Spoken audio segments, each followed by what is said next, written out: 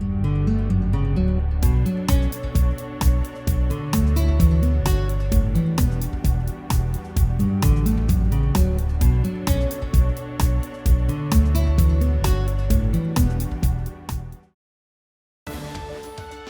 New Britain Board of Education, providing students with a high-quality education. If you would please stand for the Pledge of Allegiance. Mr. Gay, if you would lead us, please. Pledge allegiance to the flag of the United States of America and to the republic for which it stands, one nation, under God, indivisible, with liberty and justice for all. Thank you. My phone is going to be ringing.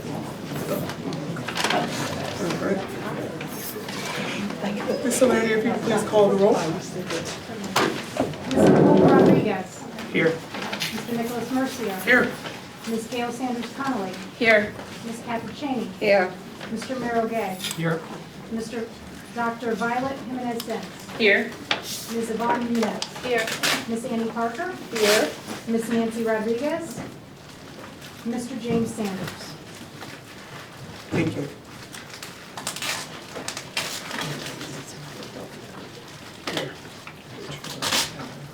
Good evening, Alderman Reyes. Thank you for joining us.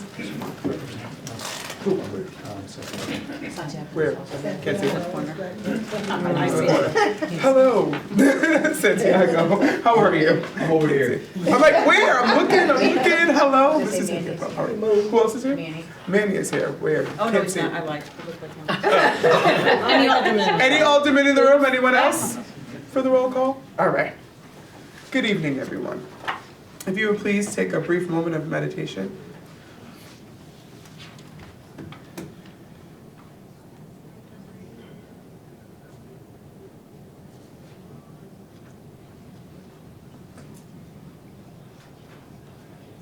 Thank you. All right.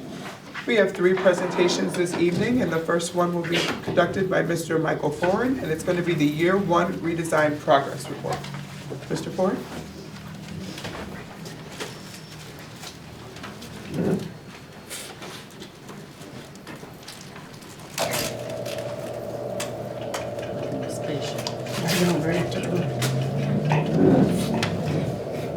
Right now, boarding the SS, CSD and D. Good evening. I'm going to be brief, and we just thought that it would be a good idea at this time of year, looking back a year on and kind of remembering where we were last year, to look back at the redesign and the MBU process and see where we are generally right now and where we're hoping to go next year. So looking back, we started with the goal that to get a different outcome for our students, we needed to change adult behaviors. And in order to do that, we needed to provide teachers with time for learning. And if you recall, this was always talked about as a multi-year process. And the first year we knew was going to be challenging, and certainly it delivered. We also, and I just added this slide for those of us who have been around a long time. This district has a history sometimes of starting a new 5-year plan every 2 years, which kind of means we go through the pain of it, and then before we can see the real dramatic results, we tend to move on. So I thought that's important to keep in mind. We have 2 non-negotiables that continue to be part of our plan. One is that we're going to provide enrichment for all students, K through 8, and 2, that we're going to create time outside of the contractual planning time for professional learning for teachers without reducing instructional time by sending students home early. Some things that have been successful, or at least created the foundation for success in the first year, is we've provided a structure to deliver those non-negotiables. We've built teacher capacity to deliver instruction in more student-centered ways. We've enabled teachers to collaborate in a variety of ways, including looking at student work, reading strategies, skills roadmaps, and planning. We've built a structure to collaborate around students in need of Tier 2 behavior and academic interventions. But most importantly, we've learned from each other and our experiences every day. I think philosophically at the core of our redesign last year was the belief that we had the capacity within the room, so to speak, of the district to improve and to do better if we could tap in that capacity and create a structure where we learn from each other. And we started that. We certainly haven't completed it. We certainly have a lot of work to do. Some of the challenges that we're facing, again, kind of predictably, is allowing time to adjust to change versus making real-time changes. So as we encounter issues, we have to kind of decide if they're things we need to just work through, or if they're things that we need to make changes. What changes can we make in real time? What learning can we have in year one that really can't be adjusted until year two?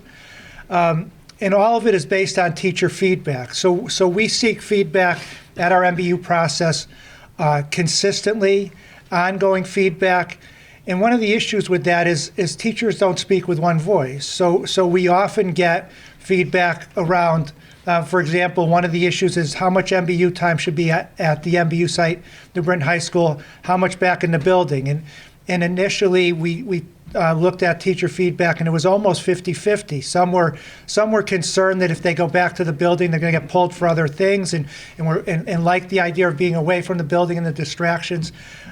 We also, at the same time, recognize the need at times to bring in either families or more importantly, resources within the building, such as social workers or counselors, to collaborate.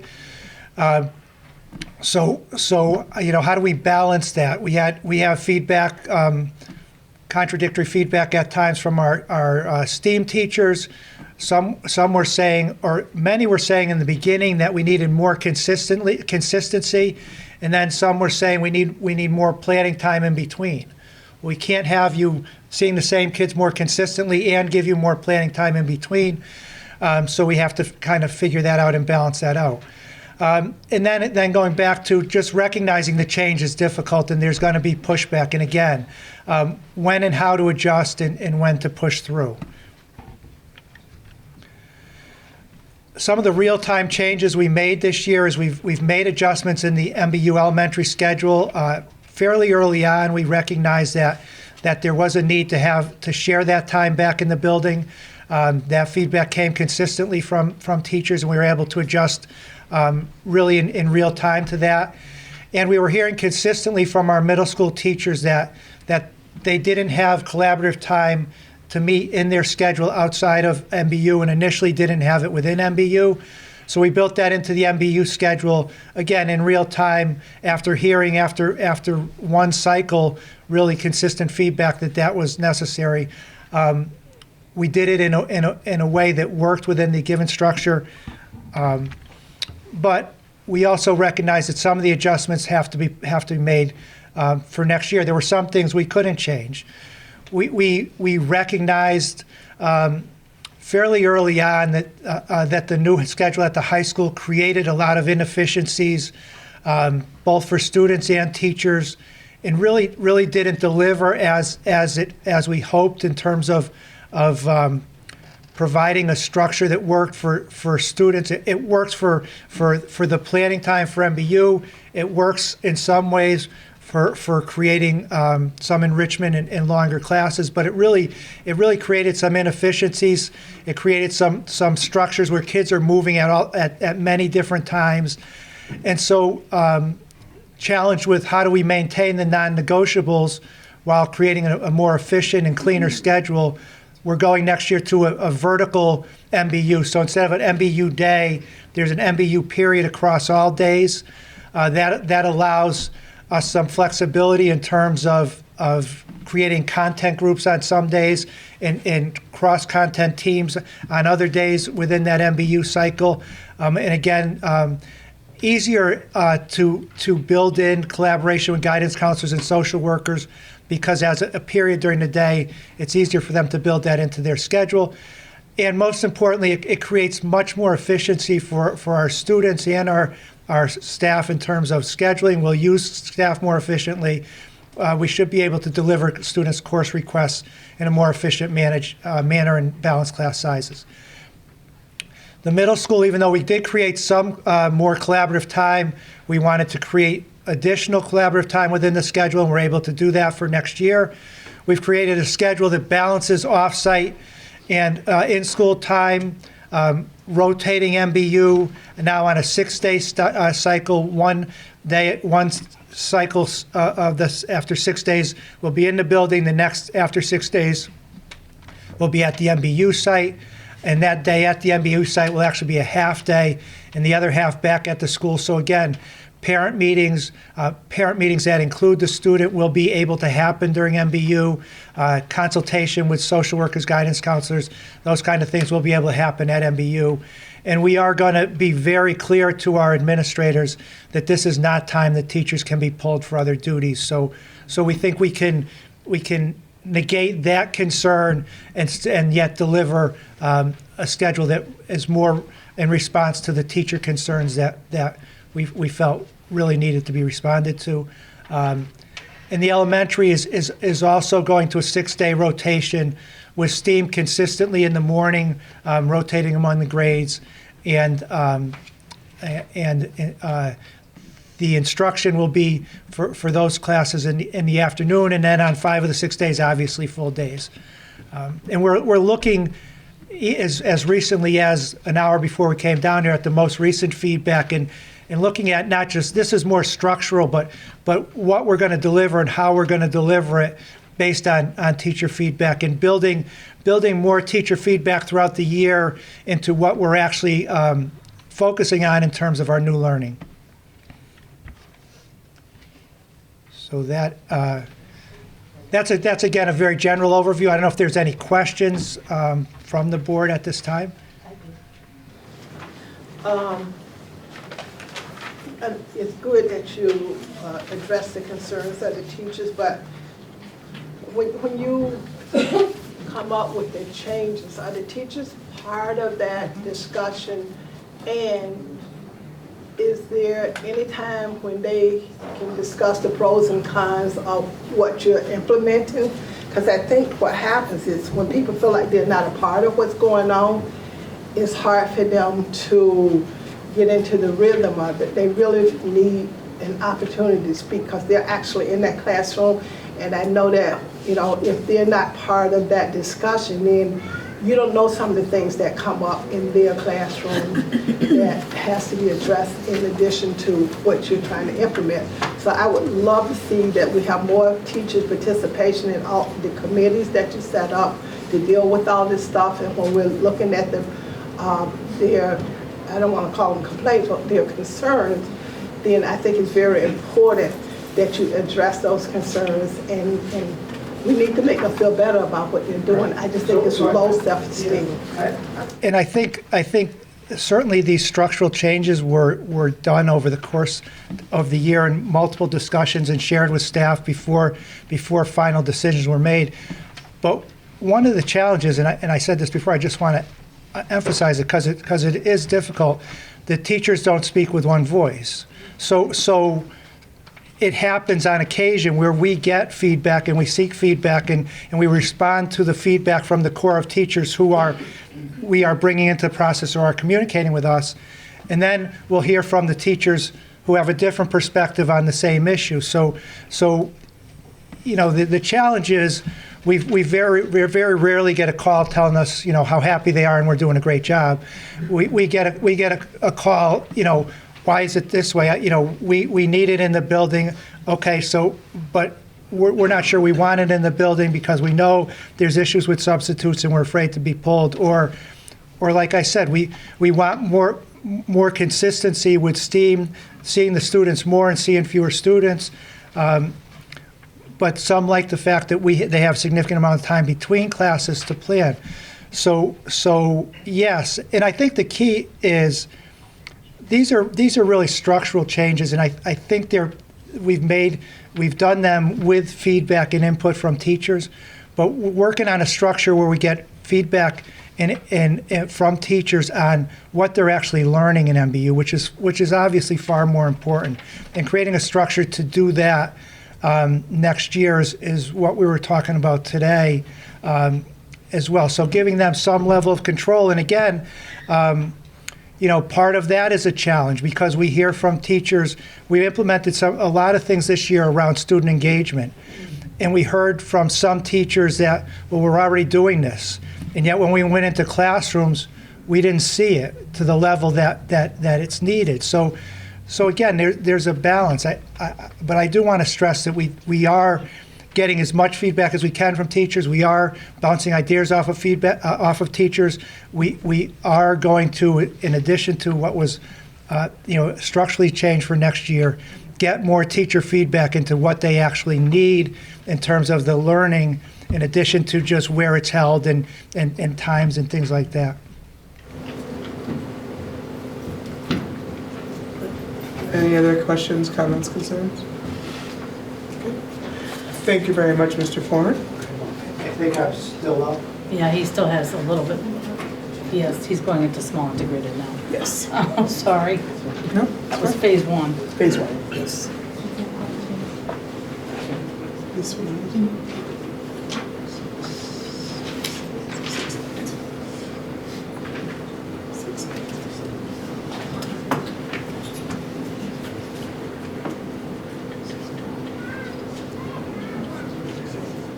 So, and again, this piggybacks on not just the first presentation, but also what Mrs. Parker was just asking about.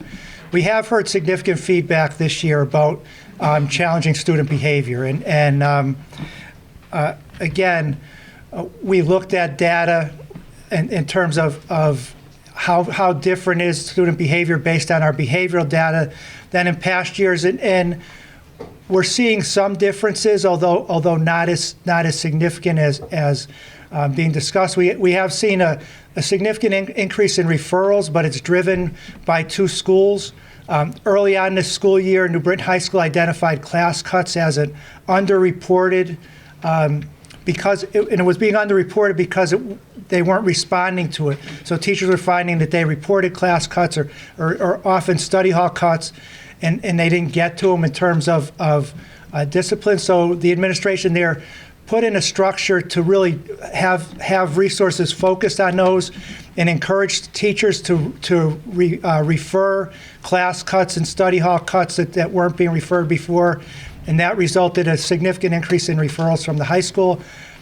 Pulaski also had a significantly increase in referrals, and I'll get into that a little bit later. So those two schools resulted in almost 7,000 increase in referrals. The district increase was a little over 6,000. There was a decrease at Slade, and again, I'll get into this later. But outside of those three schools, the number of referrals out of a sample size of almost 20,000, the difference was 35. So pretty consistent. But again, that's only part of the picture. We also, the superintendent met with the staff at every school on one Wednesday afternoon and listened to their concerns. There also was a staff survey that went out to the high school that identified some concerns, some significant concerns around challenging student behaviors. We know this is an issue, and I think the superintendent's going to touch on this in her report later. This is an issue around the country and around the state. We know that there was Harvard teachers brought it to the board at one time, and so it is an issue that is something that we've been talking about all year and feel like we need to respond to. We need to respond to the concerns of our staff. So we looked at our continuum of service for challenging students and found some significant gaps. We've met for 2 to 3 hours every Friday since October and November for a majority of the year, and really looked at plugging holes in those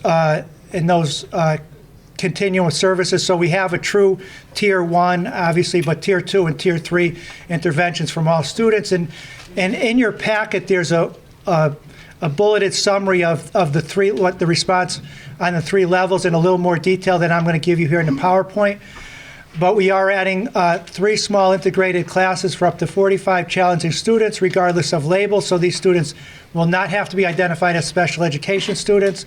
It will be a Tier 3, hopefully short-term intervention for younger students to teach these students the behaviors necessary to function in a classroom. There will be a mechanism to integrate them slowly back into mainstream classrooms versus pulling them out and putting them in these integrated classrooms for a period of time and then putting them full-time back into their class of maybe 22, 25 students. So that is a Tier 3 intervention. We've added BSAs at the elementary schools that didn't have BSAs. As I think you know, that's in the budget for this year. We've begun that process. So there will be significant help in terms of dealing with challenging student behaviors at the elementary level. And I believe the number of FSLs is 6 for middle and high school, 4 for elementary, so that is incorrect. But FSLs will be working with, each FSL will be working with 40-plus high-risk families to engage those families and those children, not just in school and after-school activities, and in community resources to help support them, as well as building relationships with those students and those families. This is going to, we believe, help us not just with our behavior, but with our chronic absences. Again, there's a little bit more detail on the small integrated classrooms in the handout in your packet. I just want to say that over the last 3 months between personnel and finance, I think we talked at length last month at the board meeting actually about is there a need for a supervisor of the small integrated at the elementary, and we kind of went back and forth on that, saying yes, it needs to be a dedicated person who's going to ensure that these 45 little ones have someone, and we ensure that it's a fluid process, that this doesn't become a place, but a service for our students. At the middle school level, we are restructuring the schedule to create 2 teacher teams for most of our 6th grade students. We feel like for many of those students, that the administration and staff have identified the transition from 1 teacher all day to 4 different teachers is a difficult transition for many of those students. So there will be 2 teacher teams for most of our 6th graders.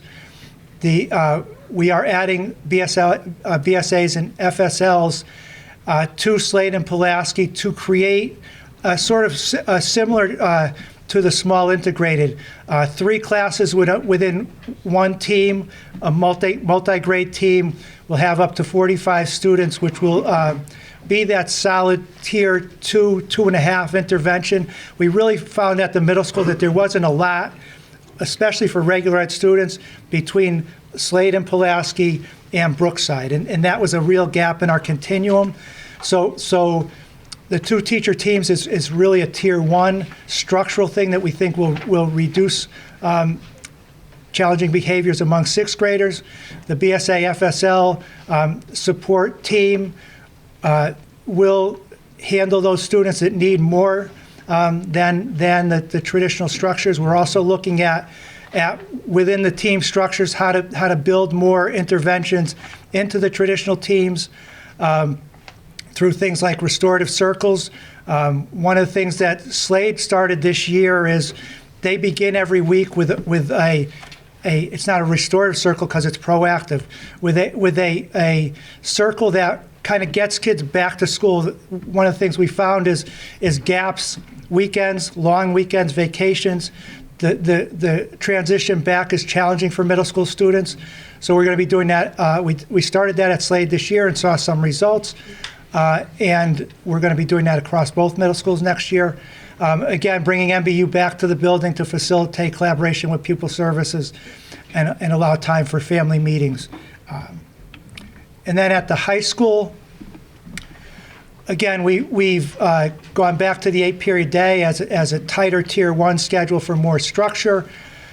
We are bringing in a person through the Commissioners Network Fund that is a temporary position for up to 3 years while Commissioners Network Fund are available to deal with class cuts. So again, class cuts are a significant percentage of the referrals, and oftentimes deans, associate principals are tied up with class cuts, and it makes it more difficult to respond to the more challenging behavior. So taking that off their plate, we are adding FSLs at the high school and connecting them with 2 teams and creating a Tier 2 structure for 9th graders, for about 80 total 9th graders. 9th graders are responsible for over about 50% of the discipline referrals at the high school, so it's disproportionately 9th grade. We also know that we have significant work to do around chronic absences at the high school. So by assigning these FSLs and a designated social worker, we will hopefully attack that 9th grade issue, reduce those referrals, and reduce chronic absences in 9th grade. The most challenging groups of students in our building is the behavioral self-contained classes. We struggle with that group. That group is disproportionately high in terms of suspensions and referrals, but really suspensions. So we've created a bridge program. Mark Spalding and the New Britain High special ed staff has come up with a 4-teacher team that's going to have a dedicated BSA and a dedicated social worker. Going to work collaboratively as a team. We can give that team some MBU time.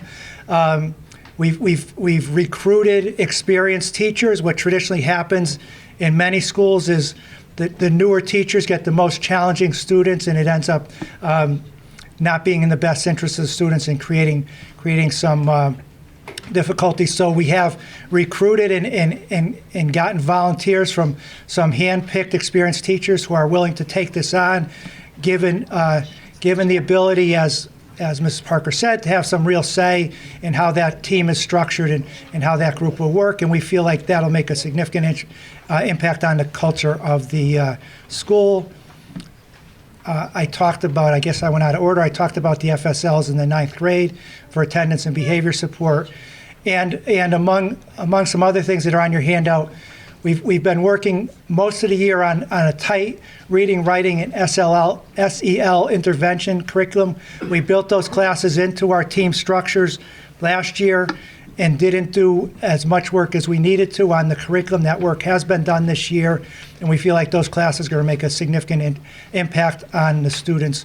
It should say reading, math, and SEL. That's a typo.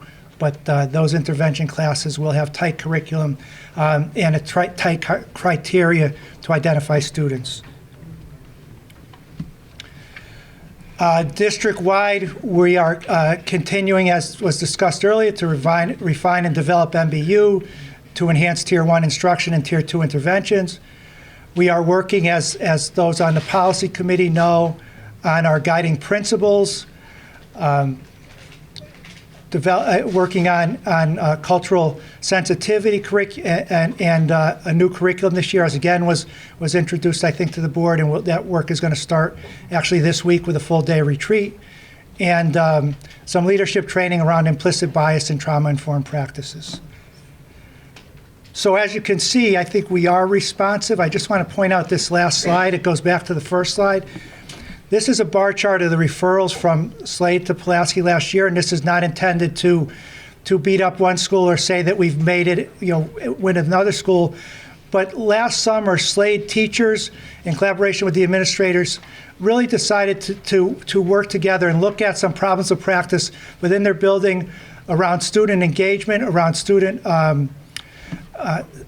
relationships with staff, to continue to meet with a leadership team of teachers on an ongoing basis to address issues. And we've seen a significant drop in referrals at Slade. At the same time, we were unfortunately in a state of flux at Pulaski last summer. New administration, new assistant principals were not able to be hired until the summer was almost over, and that summer work didn't take place at the same level.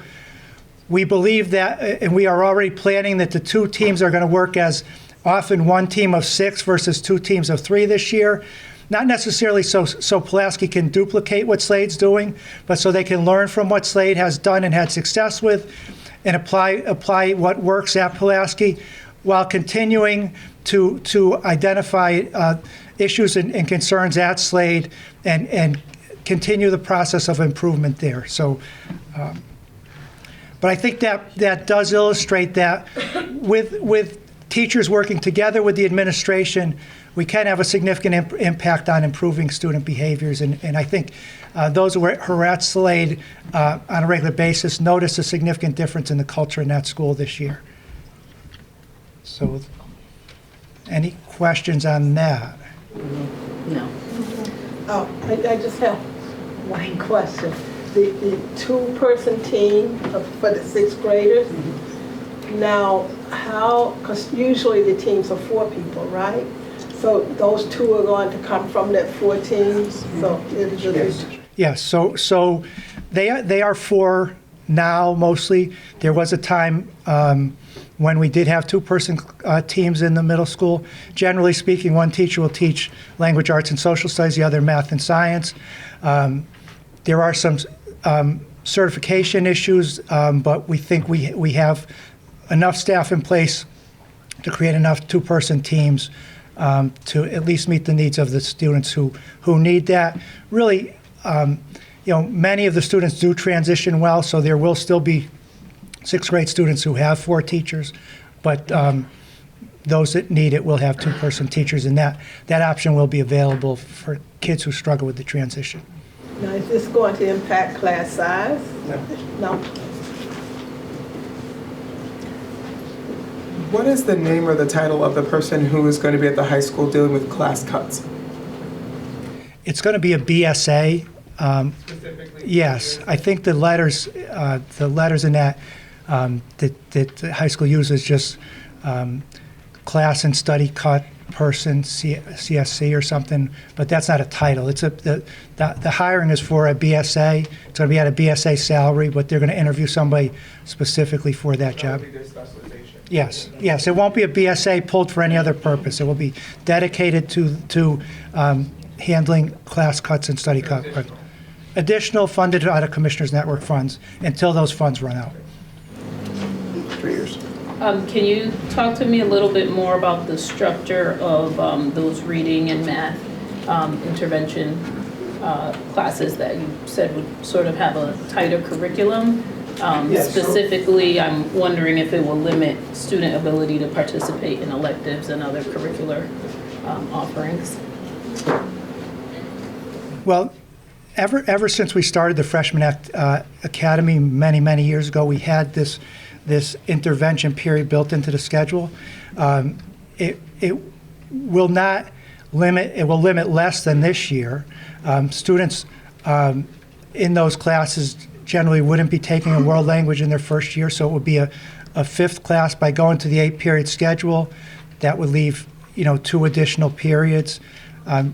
Gym, PE, health, and an elective, which is what 9th grade students have generally been able to take for electives. In terms of the structure of the classes, the class size is going to be limited. Those are going to be smaller class sizes. They're talking 15 to 18. They've created a specific criteria to identify the students who need that intervention. And again, I worked on curriculum. We haven't had tight curriculum for those classes when we put them in the past, and they really haven't brought about the results that we wanted. So with tight curriculum, and we're going to monitor, the reality is these students who are in these intervention classes need to pass not just that class, but if they're in a math intervention, we should see the impact of that on their regular math course. And the same with language arts. It won't limit the elective opportunities any more than the present schedule. And again, the key difference is it's going to be a tighter curriculum that's been being worked on all year this year.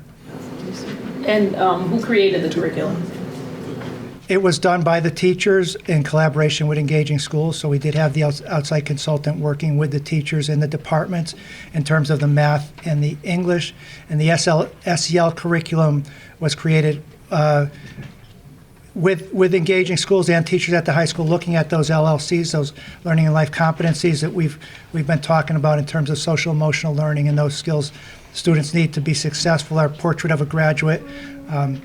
So New Britain High staff, in collaboration with our consultant. If no one else has a question, can I say? Sure. The person, the DSA, who's dealing with the cuts, so what are some, are you gonna leave it up to that person to come up with what intervention is going? No. There's going to be it's going to be very clean. Class cuts are, you cut class the first time, you get this response, you get this consequence. You cut class the second time, you get this consequence. So it's really, for lack of a better word, almost a clerical response. Any type of question in terms of if there's an appeal, if the student says I didn't cut her, that would go to either a dean or an administrator. So this person is not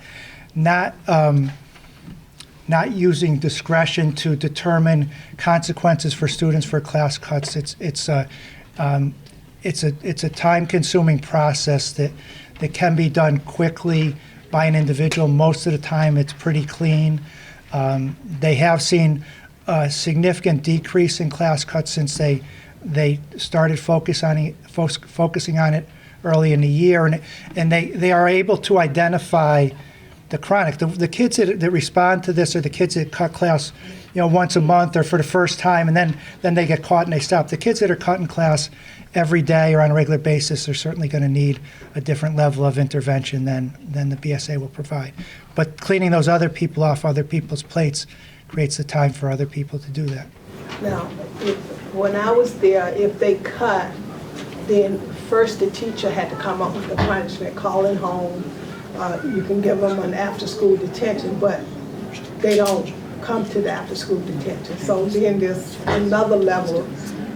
So I don't want the teacher to be on the hook for this whole thing. No, we're taking the teacher off the hook. Well, I know the BSA is there, but I'm just saying, is the first intervention going to be that the teacher needs to call home? That was the change that was made this year. They wanted to take that off the teacher's plate and identify them and respond to them more consistently.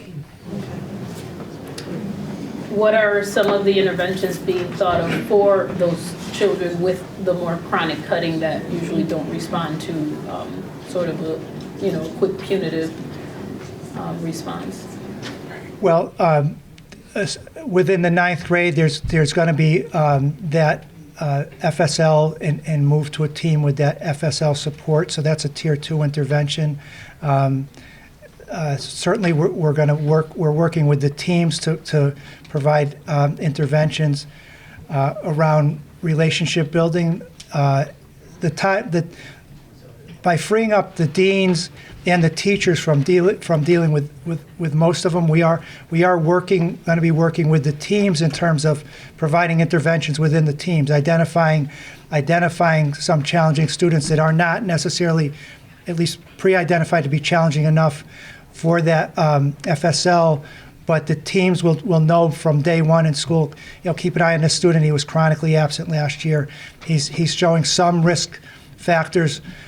One of the things we're going to do in middle and high schools is look at every student coming in and identify the risk factors, not just to identify the kids that are Tier 2 or Tier 3, but the kids that are Tier 1 that may need some extra attention, and then work within the team structure to give teachers the resources or the skills to provide that intervention. Any questions? Any other questions? Yes, sir. More of a comment than a question. As is mentioned earlier, this is something that districts everywhere are facing, the extra scrutiny, the inability, the limits that are being put on certain things such as out-of-school suspension, in-school suspension, expulsion, things like that. So I'm glad to see that we are coming up with responses to that, and responses that are geared at both giving teachers support and taking some of it off of the teacher plate, but also trying to get those students, as many as we can, the support they need to be successful in the classroom. Because I think it's the shift that I've seen over the last decade in education is more and more, there's fewer students who you are able to or allowed to write off. And if we go back 20 years in education, there are students who would be written off by the system. They would be pushed out of the system. They would fall through the cracks.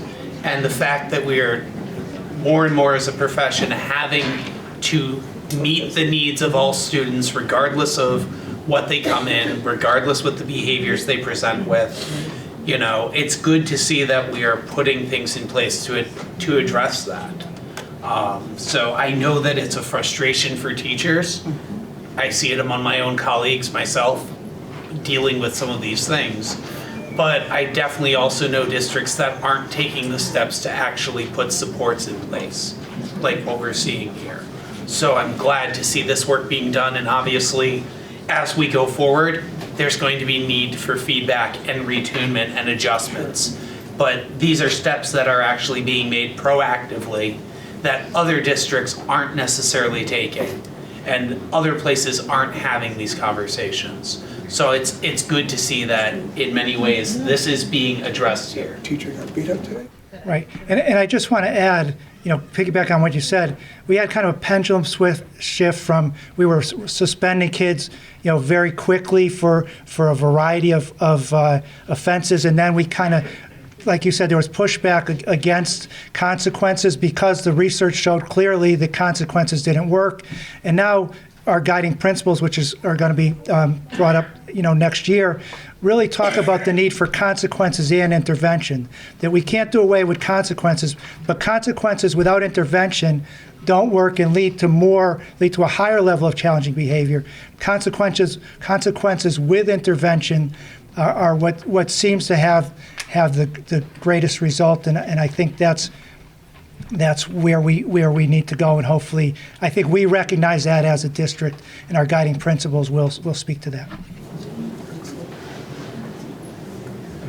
Thank you very much. Thanks, Mike. He's headed out now to the Yes. Junior Honor Society. And on that note, Right. we are going to, If it would be okay to, I'd just like to move that we take care of our student recognition now, in case there are any students who also have, I know there's lots of end of year school events going on, so I want to free them up for that. and homework. finals. Homework, I don't know about homework, maybe finals. Not a little one. So if we could please just take items 3A and B Yes. next and then jump back. All those in favor, signify by saying aye. Aye. Those opposed? Beautiful. I'd like to call Sandra Sanford and Juan Barrios to come up to recognize the NVHS IRS certified and VITA participants. Hello. Thank you very much. Voluntary Income Tax Assistance Program has started maybe 10 years ago as a lesson in the accounting class, but turned into a much larger program where our students took what they were learning in the classroom, partnering with HRA and turning it to outreach in the community, helping families throughout New Britain complete their income tax return. But I'm going to introduce Juan, who was, I think at the time, almost an alumni student from New Britain High School, who started the program as well at Newington High. So, hello everybody. My name is Juan Barrios. I'm the Community and Financial Services Programs Manager at HRA of New Britain. I've been in that role now for about 10 years, and I started the program straight out of high school. So the Volunteer Income Tax Assistance Program is an IRS-sponsored program. It is actually funded by the Internal Revenue Service here at HRA. And HRA started the VITA program about 15 years ago, and 10 years ago, a very, very reluctant volunteer, which is me, somehow got roped into it and decided to branch out and start training and recruiting New Britain High School students. So 10 years ago, I met Mrs. Sanford, who had the vision. She kept it going. Eventually, it turned into the Academy of Finance, and the rest is kind of history from there. But about 9 years ago, officially, with 9 tax seasons, we recruited about 10 students to be like the initial, very, very initial pilot of the program. And it has just grown exponentially since for the last 9 tax seasons. This year we had 55 students from New Britain High School altogether overall. About 68% of them are from the Academy of Finance, but we also recruited from the Academy of Health Sciences, Manufacturing, Engineering, and Technology, and of course the school at large. We have a very, very, very large population as well of students that have gone through it with us for the last 9 years, who are alumni who serve as peer mentors for the program. And the main goal of the program, for starters, the Volunteer Income Tax Assistance Program is a volunteer-driven program. The main goal of the program is to prepare income tax returns at free for the community at large, as long as the person makes at or below $55,000 a year in annual income. But for the students, they get a lot more. The students to us are also considered our clients. They get, of course, all of the great work-based learning skills that we expect them to have. They have to do customer service. They have to use a computer. They have to talk to people. They have to learn how to communicate with one another. And most importantly, they have to learn how to take initiative and be self-directed.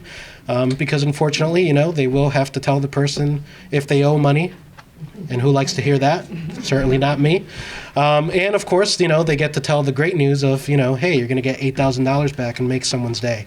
At first, that concept is not necessarily, taxes doesn't seem like a fun topic for the students, but the other things that they do get through us too is they are immersed in financial literacy concepts. HRA does provide financial stability programming, so all of our students get financial literacy education.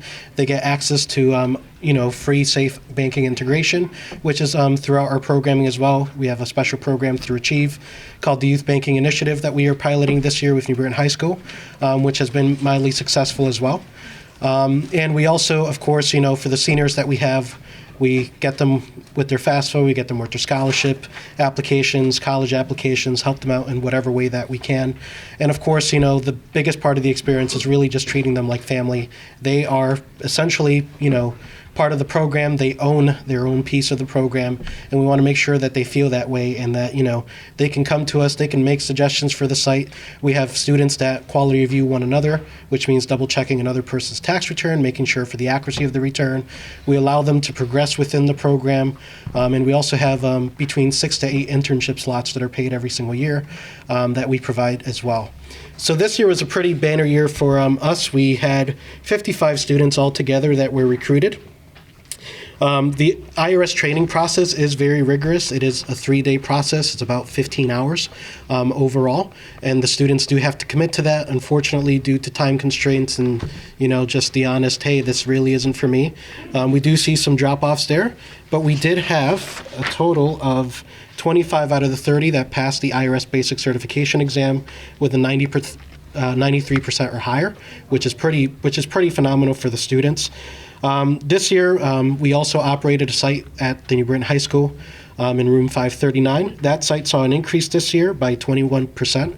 That site serves students, faculty, parents, and whoever else feels like coming in. And overall, the students completed 1,312 hours and over 742 returns across our service area, which is just immense. We had 3 students that actually landed in the top 10. We had one New Britain High School student, her name's Patricia, who did the most tax returns out of our entire coalition. So out of 200 volunteers, one New Britain High School student stood above them all. We also had one that came in 7th and another one that came in 8th. They were like neck and neck.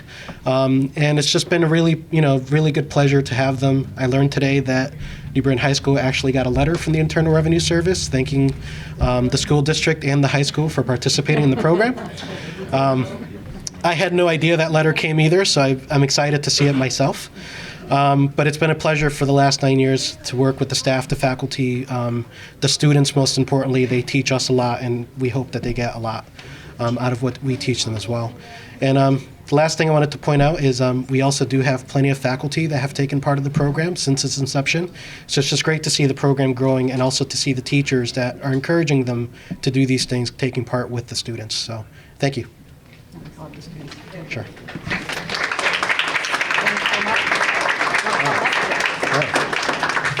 Do you want a question? You're going to start announcing the names. Go ahead. I just had a question before you start doing names.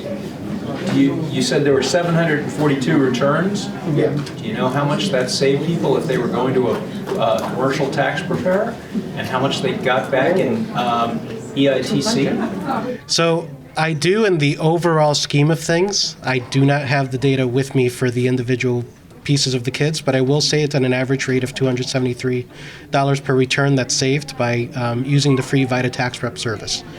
But that is something that I can always circulate through Mrs. Sanford and get you an exact number of the refunds and the earned income tax credit totals for the students.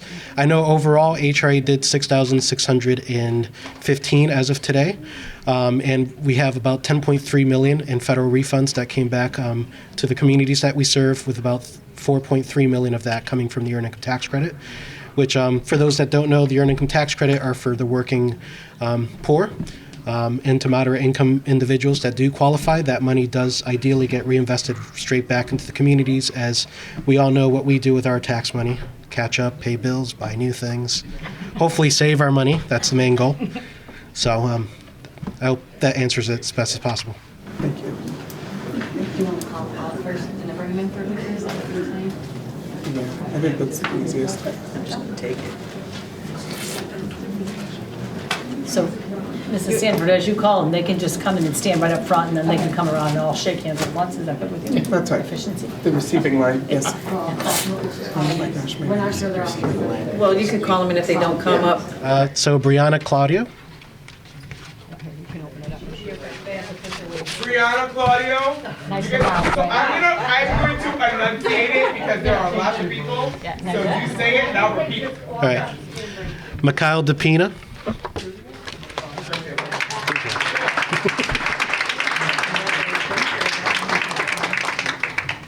Joshua Felix. Joshua Felix. Adriana Fleshig. Adriana. Alondra Gonzalez. Alondra Gonzalez. I see movement, but I can't. Basharat Khan. Bashara Khan. Yes. Yes. No. Okay. Musa Khan. Yeah, he's related to us. It's a telephone. Musa. Musa Khan? Musa Khan? Musa? Jalen Lorenzo. Yeah, he's here.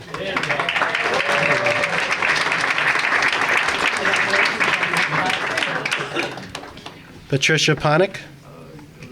Patricia Park. Can I take a point of privilege real quick? Can you just ask if there was anyone who participated in the VITA program that's in the lobby, if they could just step forward?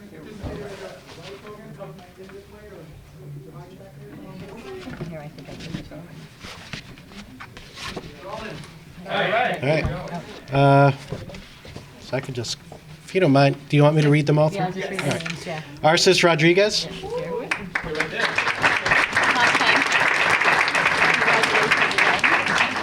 She's one of the top 10. Genesis Rosario.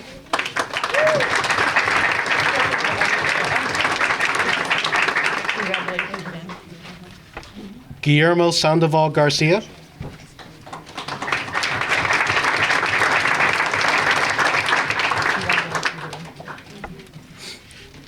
Leisha Lee Serrano.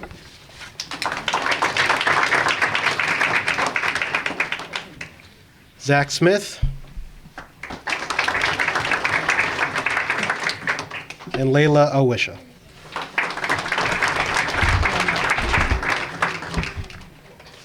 So the last thing is the students that were called up are the students that completed 20 hours or more. So a lot of these kids completed well beyond 20.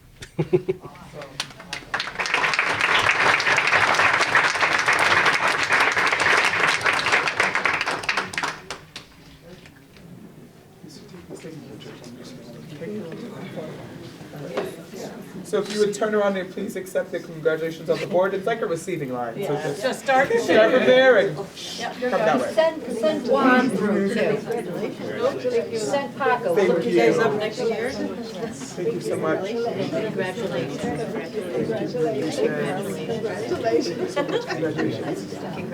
you. Thank you so much. Thanks for waiting on me.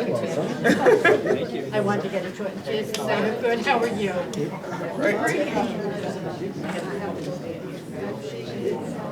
This one. That was mine.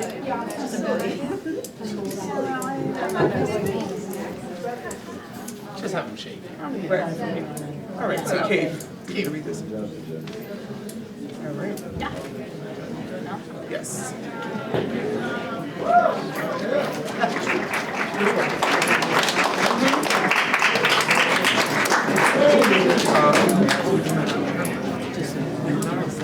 I'm gonna do. Okay, the next awards is the CAVE Student Leadership Award. The program was developed to give local boards of ed the opportunity to recognize student achievement and potential, and for the board itself to be recognized as a community leader.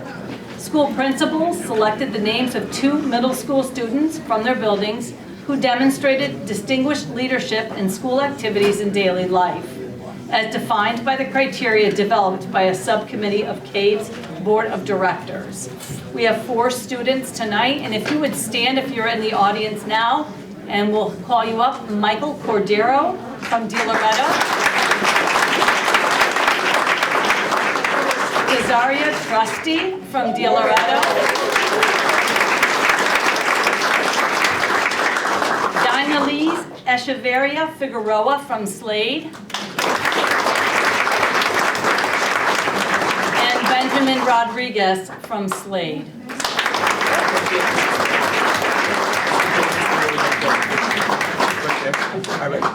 So if Miss Pina and Miss Butterfield could come up as well. We're going to stand and I saw, oh, Mr. Maisie's here, Mr. Butterfield, Miss Pina. Congratulations. Congratulations.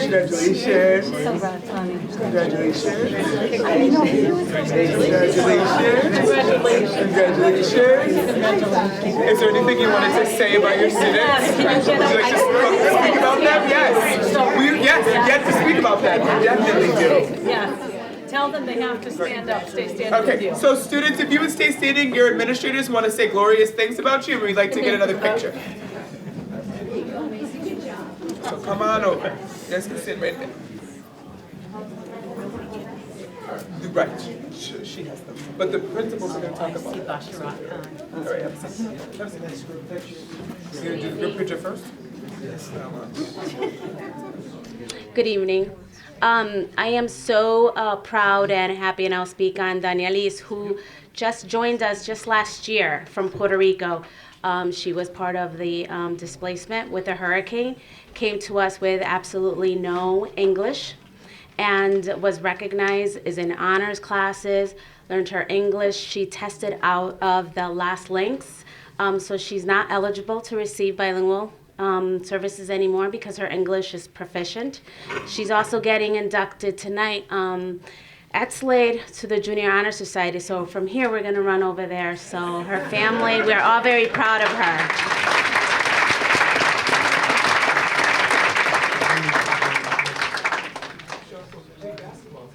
Oh, yeah. And Benjamin is our other Slade recipient.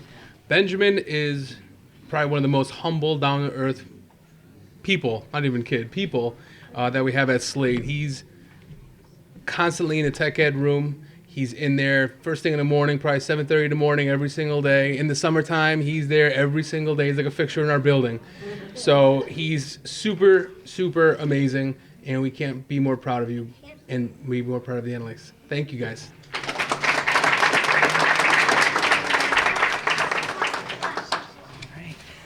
I am also really excited to be here to present our 2 students here from De Loretto. I'll start with Michael. Michael is an extremely respectful young man, always very careful with his manners and eager to help out inside and outside of the classroom. In addition to respecting adults and peers, he is compassionate as well, consistently thoughtful enough to ask how your day is going or how your vacation was, and sincere enough to give the impression that he genuinely cares. He's a leader in following instructions and in always being honest, whether being asked about something positive or negative. He's an individual who is respected by all who know him. He not only attacks his classwork with an admirable work ethic, but also has a knack for getting peers to follow his lead in their work habits. Michael keeps a low profile, but makes it clear when he is enthused about something, and that enthusiasm is highly contagious. He clearly values good citizenship and is unfailingly respectful in all of his contact with adults. Michael is a diligent worker and is eager to make a positive impact on the classroom and his fellow students. He helps teachers identify where assignments need to be clarified for him and his classmates, and he always accomplishes this communication in an extremely respectful manner.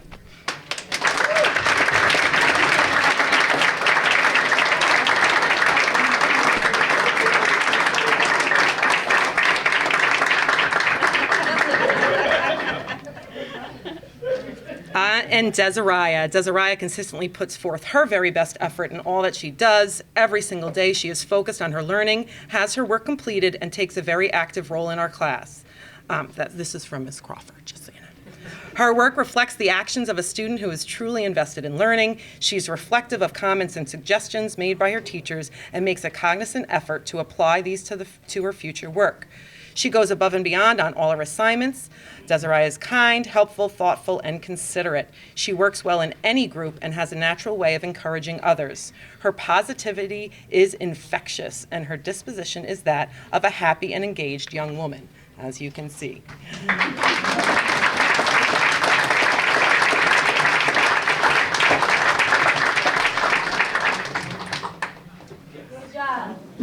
Can we have the admins come up and you can take a picture with the admins and give them their awards? 'Cause I know they handed them to you. So you can hold them in the picture.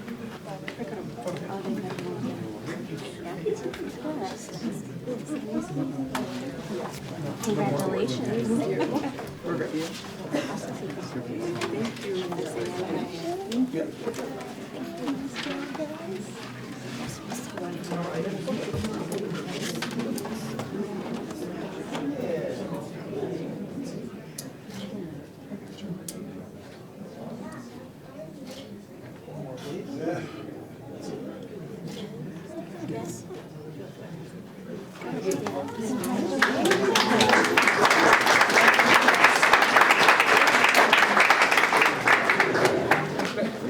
The board would like to thank the families for coming out and the support to their students. Obviously, you guys pay a lot of attention to what happens with them, and it shows with their performance. So we thank you so much.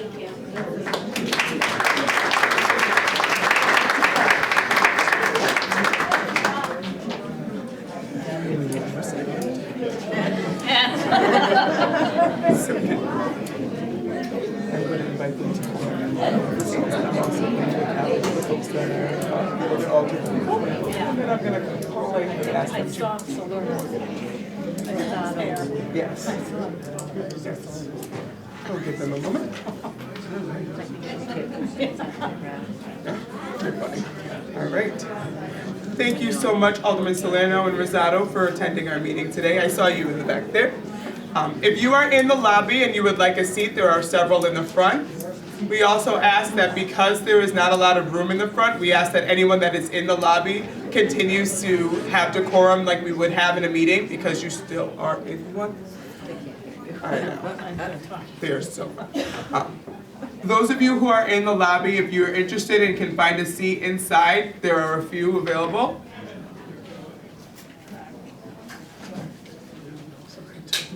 We can close the doors, but I'm going to try not to. Either not speak or... We can close the doors, yes. Yeah. All right. The next presentation is going to be the STEAM presentation.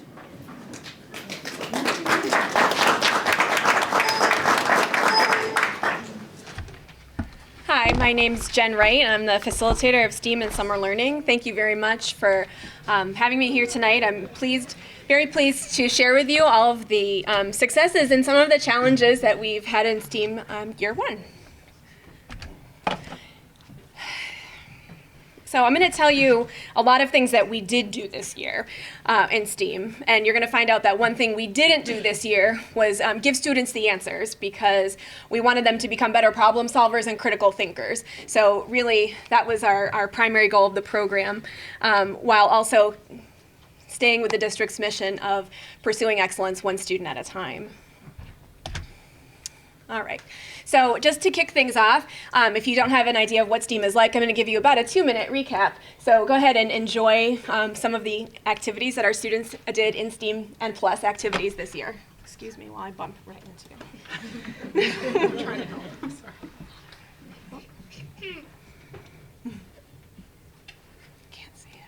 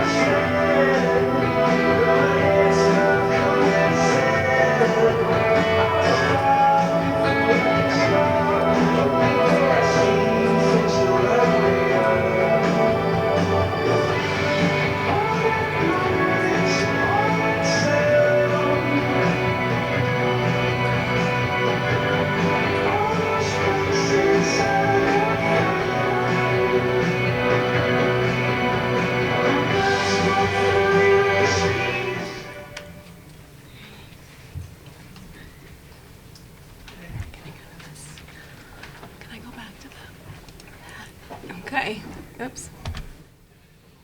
Okay. All right, so hopefully you're able to see a little bit of what we did this year in STEAM and Plus. And our Plus program also includes our culinary program, arts enrichment and advisory at the middle school. And not only are we going to talk about the good today, but we're also going to talk about where we need to go in the future. So as you can see, these are the goals of our program this year. And I'm going to talk to you a little bit about how we work towards those goals and how we're going to even go bigger and go in better in the coming years. All right. Successes and challenges. We had a lot of both this year, and we really focused on 3 areas: critical thinking and problem solving, engagement, and perseverance.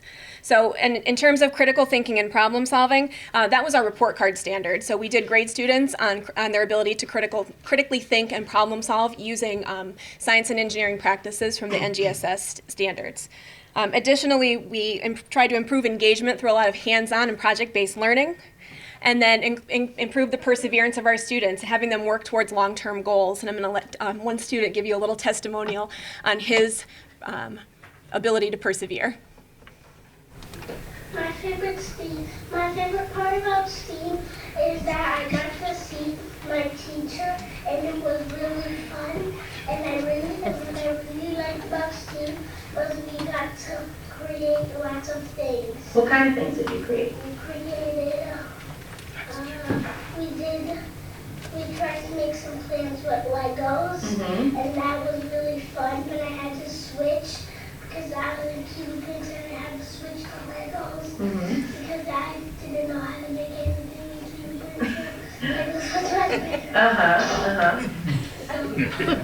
What did you learn about working with other people? It gives you fresh brainstormed ideas that you find out from yourself. And then we were making the mini golf courses.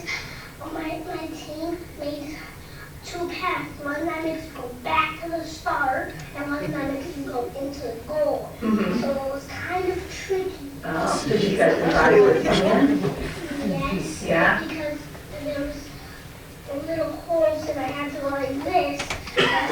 Instead, I put some more keyboard plates inside, but then it was too hard to go through. Excellent. So I took them out and it fell apart, and we had to make it again. And the next time, the keyboard plates were like this, but I put it into the hole and I went like this. Instead, the ball couldn't escape. Just a little bit. How did you handle it when you got frustrated? My group gave me some ideas and I did it. Excellent. What are you hoping for next year when you go to first grade? What would you like to do in STEAM next year? Build some more parts about the bees. You like learning about the bees? Yeah, because we didn't get to do stingers. That's my favorite. Awesome. Excellent. So this child was in kindergarten, and he's able to articulate a lot of his successes and also his challenges. He talks about going to first grade next year. These are all his plans for going to first grade. So he talked about being on a team, and did he always enjoy being on a team? Absolutely not. But his team gave him fresh ideas for brainstorming. That's my favorite thing that he says. And I think this is one of the ways that we can illustrate how STEAM has been successful for students. And we have, there are more testimonials we have like this. Why is it not advancing? Oh, no, don't. My favorite STEAM. My favorite part about STEAM. Not gonna lie, it could be some TED Talk. Mhm. It's better than listening to something else. I'm going to use that in a meeting. I know. A fresh brainstorm. Fresh brainstorm. I just had a fresh brainstorm.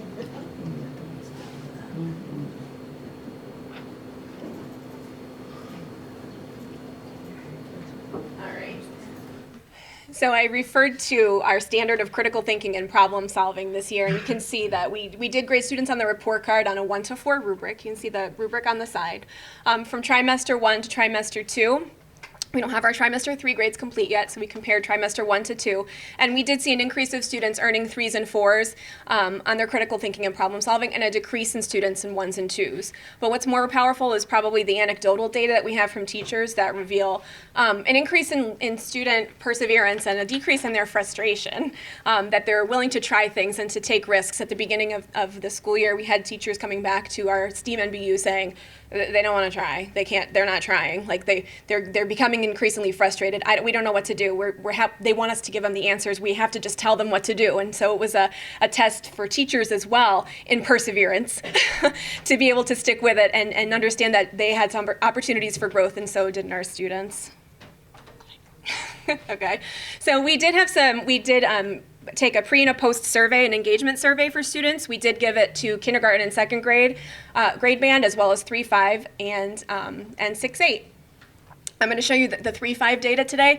We are not going to show you the K2 data because we realized we need a different tool to collect data from kindergartners to second grade. It is a happy face, medium face, sad face, and depending on what happened for breakfast that morning, depends on the outcome of the survey. So we will come up with a better tool for next year.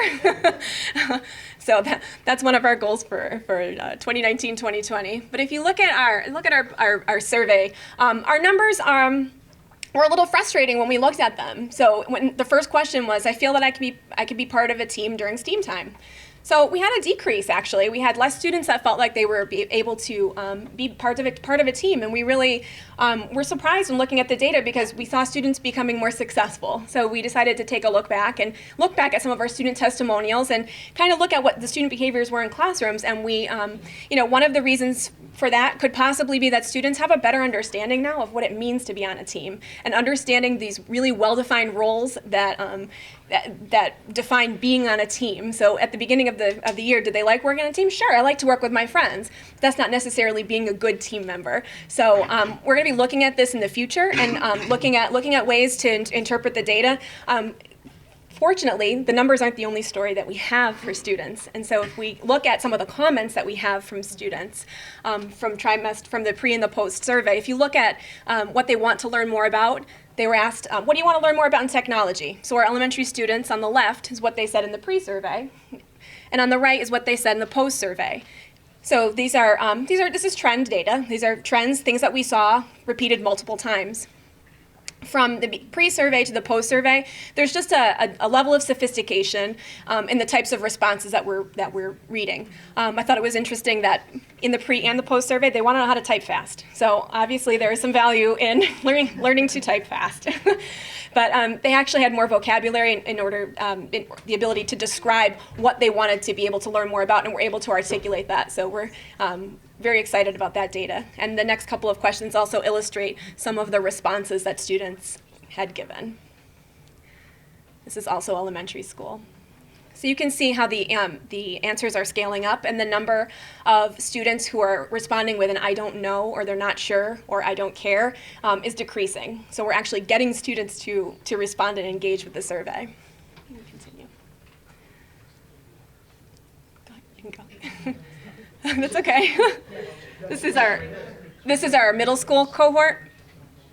So, comparatively, looking at in the pre-survey, they want to know how to make cars, and in the post-survey, they wanted to specifically know how to repair and improve the way that they work.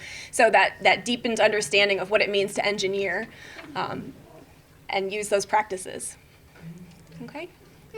And with our new culinary arts program, just a lot of students didn't know anything about culinary. They didn't really have an idea about how to answer the question in the beginning.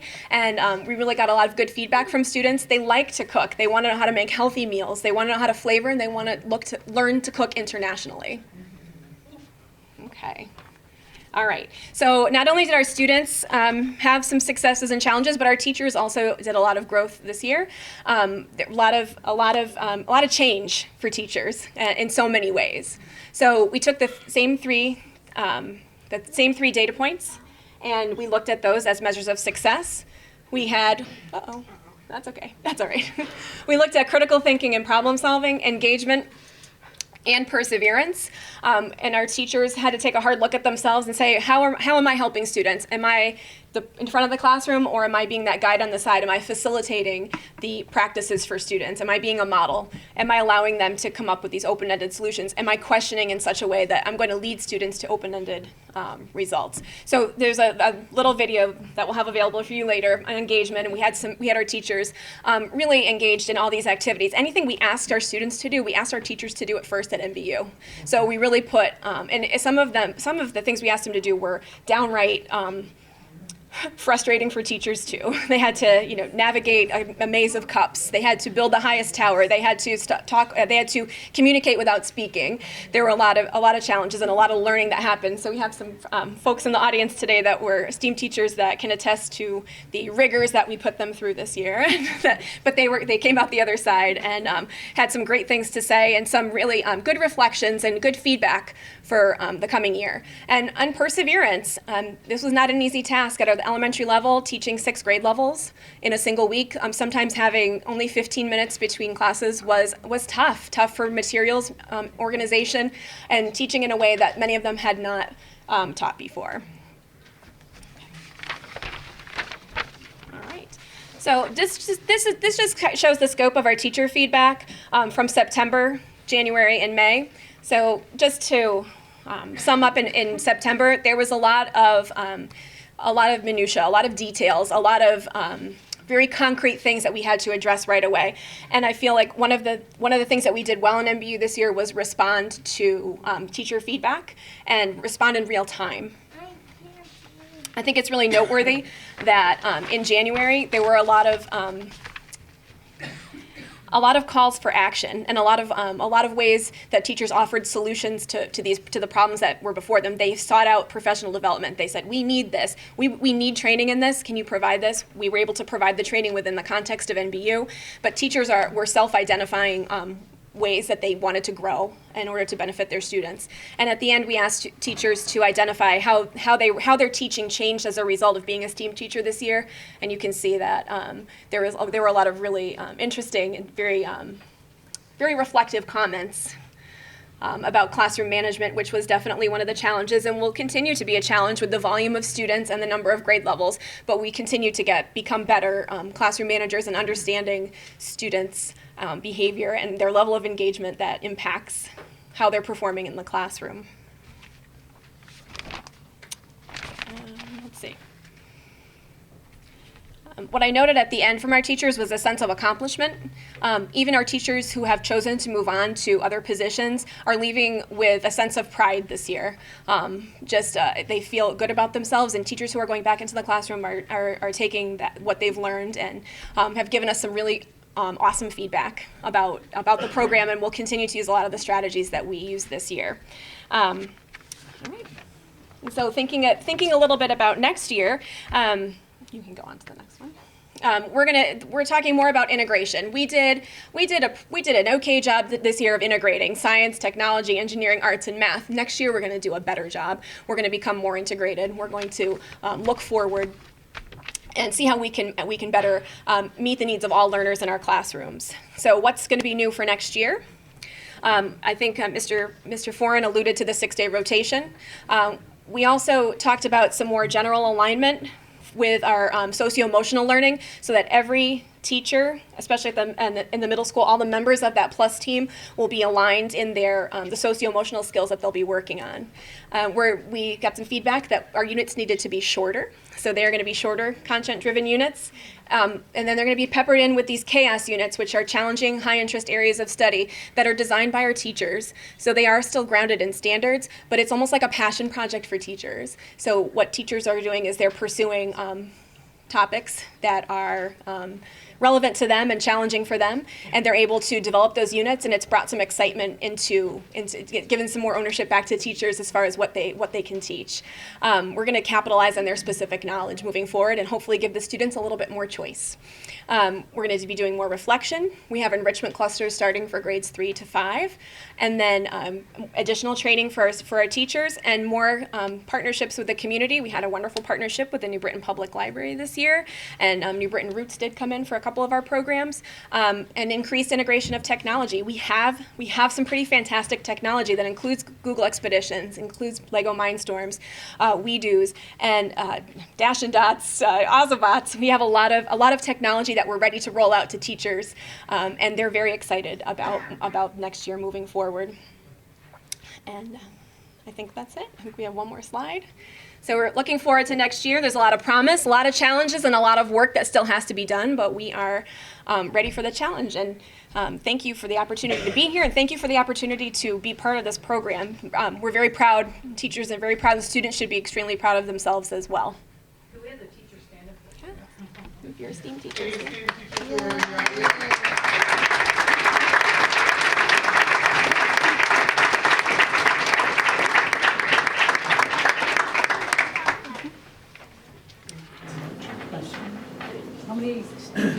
How many STEAM teachers are we losing? How many Are going to transition back to? We had 6. Yep. Out of 40, almost 50. Oh, okay. Almost 50. And thank you to you. You Oh, provided thanks. us wonderful PD and a wonderful opportunity Thanks. for growth. So. Thank you. Thanks.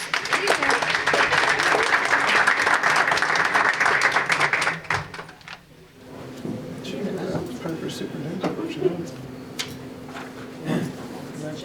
No, administrative. Unless you want to talk about it.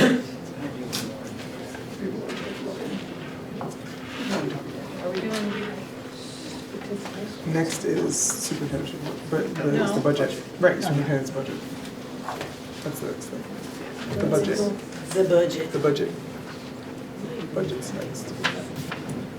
It's right after the budget. Because we just did 3, so it'll be that and then that. We did a little jumping around. Because those students had to go back. So we need a recess, is everybody good? I need lots of tissue. Can you give me that box right now? Oh my God, I'm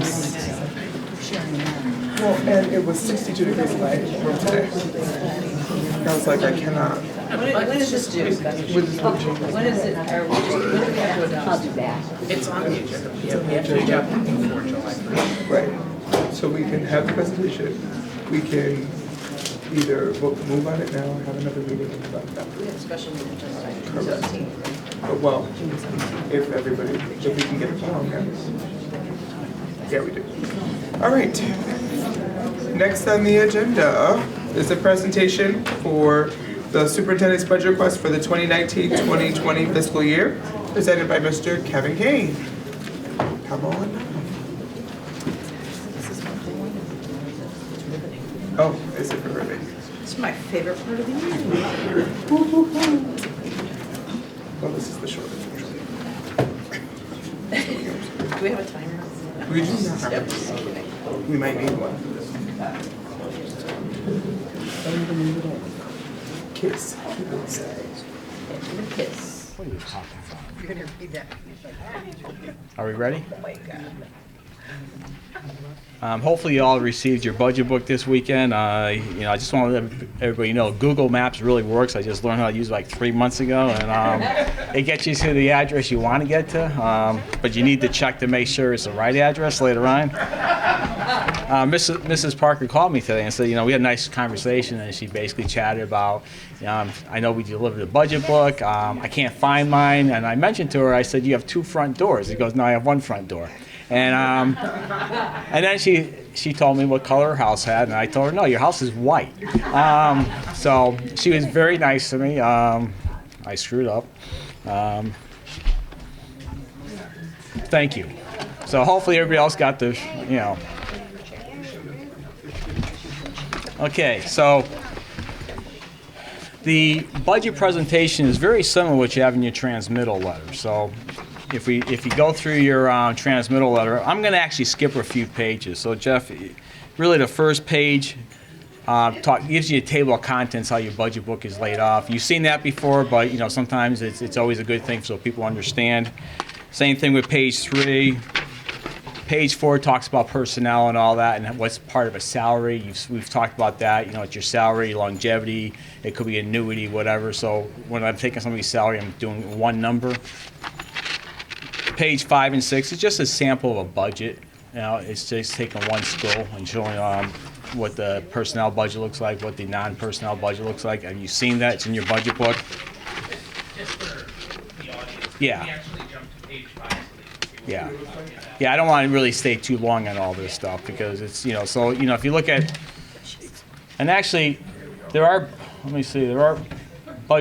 presentations, I think, sitting over here. So if anybody, are they right here? So there's like 25 copies. So if anybody in the audience wants to get a copy, there's only 25 of them. Pass them around the front and back. It comes in color, but that's black and white, so I'm sorry, we have to try to save.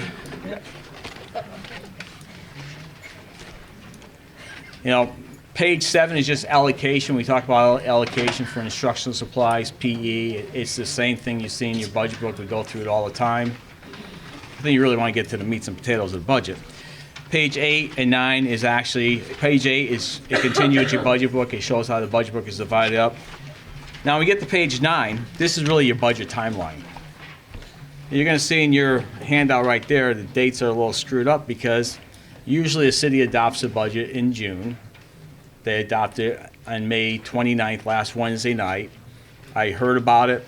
I forgot to correct the page in the budget book, right, what you have there. Corrected it today. I'm right on par with that. The other change I made is when Board of Education is going to adopt their budget. It may be tonight. Initially, I left it blank. It's up to you guys. You want to adopt it tonight or call a special meeting, which I'm asking you not to. But you have the right to do what you have to do. I find out at home I have no rights at home. So, I'm not going to argue with you guys, okay? Now, page 10. Now, we're going to talk about the 2019-2020 budget. There are some positive changes in this year's budget. We're going to talk about the increase in Alliance funding. We're also going to talk about receiving the Special Education Excess Cost Grant. We're also going to talk about per pupil expenditures. We're going to also discuss the operating budget and estimated grant funding. This year I'm doing something a little different in the presentation. Usually I would just show you the general fund. But because we're receiving more money from Alliance, you're going to see money moving between grants and local. So in reality, I want to see the whole picture. I think it's much more easy to understand because what you're going to see when you look at the general fund, you're going to see some reductions. You're going to say, well, what happened? So we had to move people over, we had to move people in. So you're going to see a reduction in positions later on, but you're going to see an increase in total positions overall. And then number 4 is budget analysis. The next slide is the ECS funding. We are projected next year to receive $17.9 million. It's an increase of just under 4.1%. So it's really an Alliance grant increase of 29%. Now, back about 8 or 10 years ago, and I wasn't here 8 or 10 years ago, but I was here about 7 years ago, Alliance started kicking into the district. So 8 years ago or 10 years ago, the city and the Board of Education, the ECS funding was approximately $74 million, just under $74 million. In that we're a poor school district, if you remember, you're going to see tonight, there's a 2% set aside. As a poor school district, we're allowed to receive 2% of that the initial $74 million. Today, ECS is somewhere about $91, $92 million. Since that time, the state actually, for the Alliance District, funds that new ECS money goes directly to the Alliance District as an Alliance grant. So we always see it in a state and federal grant. Now, if you worked in another school district, which is not an Alliance District, that money would usually flow to the town or city, and then it's supposed to flow back to the Board of Education. But the state actually has their own rules with us as an Alliance District. It flows to us. But at the same time, there's more scrutiny. They scrutinize what we do with the Alliance expenditures, which makes it a little tougher because you send an application in. So I know the superintendent's aware of this. We always have to look at it and make sure we do it correctly. So there is more control from the state too. So I don't want to make it sound like it's easier. Sometimes it's more difficult. Now, if you look at your next slide, we talk about excess special education grant. Commencing on July 1st, this money will flow directly to the Board of Education as a contra expenditure against their $125.7 million budget. In previous years, it has been reflected as grant revenue to the city, which has been a violation of state statute. So when you receive this money, as majority of school districts can, pursuant to state statute, receive it. It flows to the city, goes to education. And when it comes to education, it actually goes against your expenditure budget.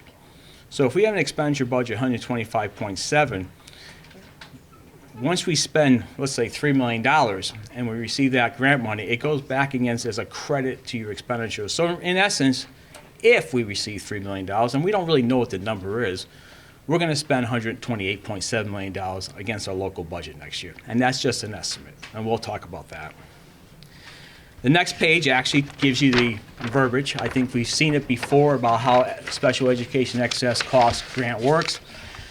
It's really done,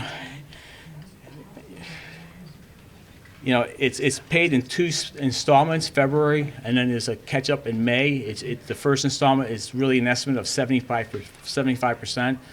The May is the additional 25%. Some years I see 80% going to the city and 20% in May, and other years it's a little lower because it's more of a catch-up in the May accounting. One thing with excess cost has actually always been really for the last number of years, the state's grant for excess cost for the whole thing has really remained unchanged, which means if you think about it, the pot of money is still, I think, $140 million for the whole state. But even if our costs go up, we're not going to receive 100%. So that percentage that we receive over and above could actually start ratcheting down. So I'm estimating, and it's just Kevin Kane's estimate, this is the first time we're doing this, it's going to be somewhere around 70% that we're going to probably receive in excess cost for expenditures that exceed a threshold. If you turn to the next page, we're estimating next year it's probably going to be somewhere around $3 million. You have a 5-year history here in what the excess cost grant revenue that flowed to the city was. In the current fiscal year, 18-19, is $3.7 million. The year prior, it was $2,351,000. Then it was $3,128,000. 15-16 and 14-15, it was $4 million. Now you probably wonder why it was $4 million and it's getting a little lower. It's probably one reason because the percentage is getting lower. We did see additional dollars being spent from pupil services this year for outside tuition. So that's probably one of the reasons our increase is higher. If you look over the last 3 years, the average is probably somewhere around just under $3.1 million. So I'm saying next year, let's use $3 million. The next bullet point really explains how excess cost is calculated. It's really 4.5 times your expenditures. So if you look at New Britain for 17-18, which was last year, we spent $13,061 per student. 4.5 times that is just under $59,000. So the example down below says, hey, if we have a student out here that we spend $100,000 on, what will we receive back from the state for that student? It's really just a calculation, $100,000 per pupil of $13,061 times 4.5 times. and then, you subtract it out, about $41,000 is really what the grant should be. If we hit it by a 70% or 72%, what we're actually receiving for that student is just under $29,000. So that's how the calculation is done. The following page really shows how we budget for excess costs in the local fund. So I went back the last couple years. We've never done that here. So I had to go back a few years and try to look at excess costs and look at the numbers that when we file our reports with the state as to what's a good indicator of what that $3 million. So we're actually, at this point in time, for spreading against the budget, I'm seeing somewhere about 12% has to hit for transportation. So what we're really doing with the transportation budget in the left-hand column, you're seeing for the gross budget in transportation is just under $3.6 million. 12% of that $3 million is $360,000. So that budget gets reduced by $360,000. So we're going to budget $3.2 million, but in essence, we're probably going to spend $3.6 million. The same thing goes with the other accounts that you see all the ways to the right. Those are all pupil services account. So you see the $13 million gross budget, $13,988,000. You subtract out the transportation number far to the left, $3,570,000. Pupil service budget for outside for tuition and other services is just $10,418,000, which is the current budget this year. We're keeping the current budget next year, and just allocate those costs. What it may be, we're going to reduce that budget by $2,640,000. We do anticipate we're going to spend $10.4 million, and to be honest with you, it may be higher. I don't have it control, and it may be lower. The grant revenue could be higher, it could be lower. I know this year our pupil service costs and outside tuition did increase, and that's something you don't really know where it's going to be at. So the budget, it actually we're showing a gross budget, but really what you're seeing with part of the 125.7 for these line items is really the net budget. If you have any questions, feel free to ask me. I mean, we're going to be reviewing this, but that's how we're going to operate with this. Jeff, next one. Now we talk about, here's our per pupil expenditure comparison over the last, 5 years. Now numbers change. So when I gave you these numbers back in, I believe in December's budget, January budget, when we did the budget, that was based on estimated per pupil expenditures as of September 1st. So when all school districts do the financial report on September 1st, they say it comes up with a calculation, and New Britain back then was $13,059. Well, I guess we increased by $2. So we're at $13,061, and that's official. But at the same time, some of the other numbers did change.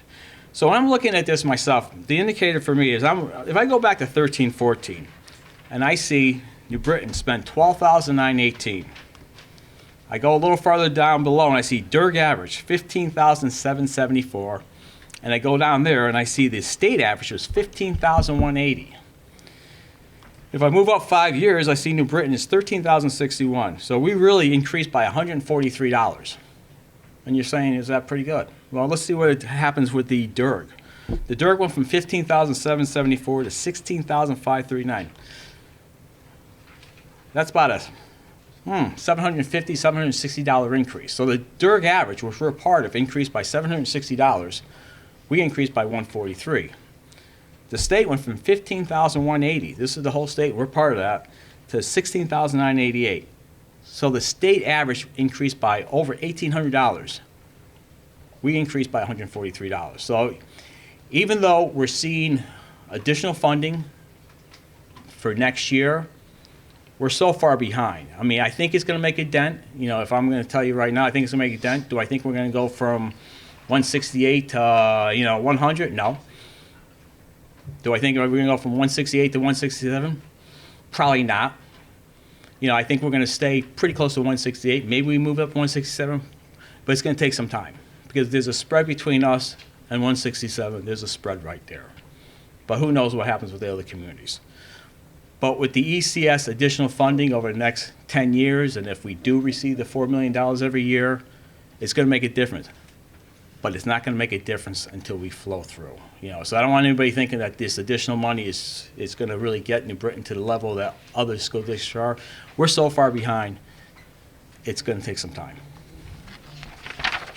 Now, the next slide, you've seen this one too. Of course, the only thing that really changed on this next slide here is the 13,059 became 13,061. It shows that we started off in 13-14, 161st in spending. We went to 162 in 14-15. And just remember, this is like golf. The lower score is the best score. The higher score is not a very good score. It's not like bowling. So we're actually going in the opposite direction. So we went from 161st, and there's 169 school districts. So 161 is pretty far. It's pretty close to the bottom.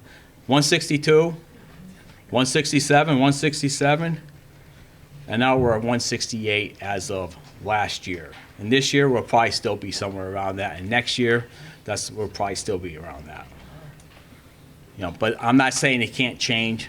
If it changes, it's not going to change by a heck of a lot. The next slide, Jeff.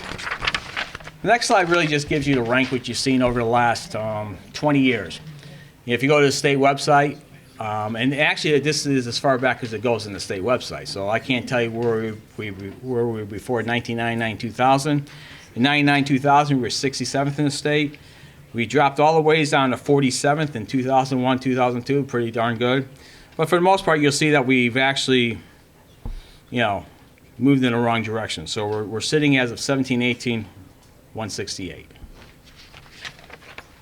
Next slide, Jeff.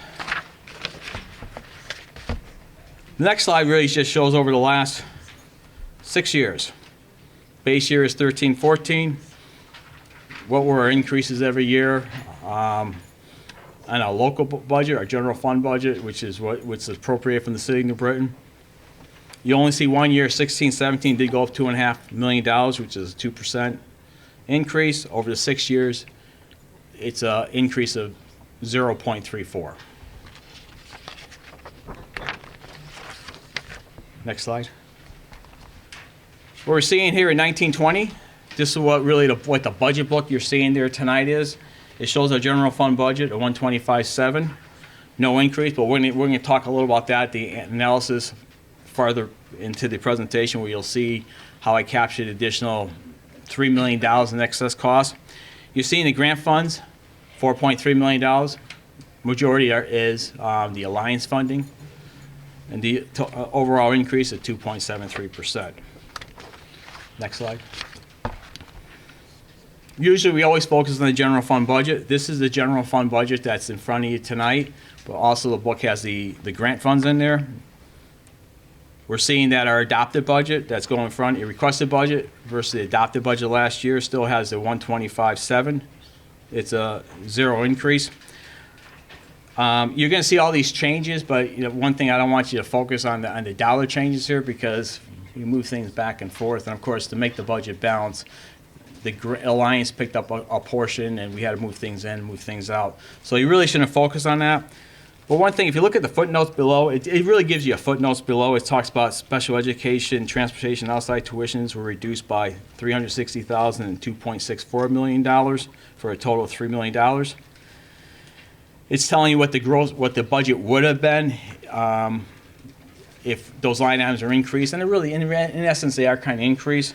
So it's really saying if the $3 million is part of the budget and it is coming in, really our increase this year would be $3 million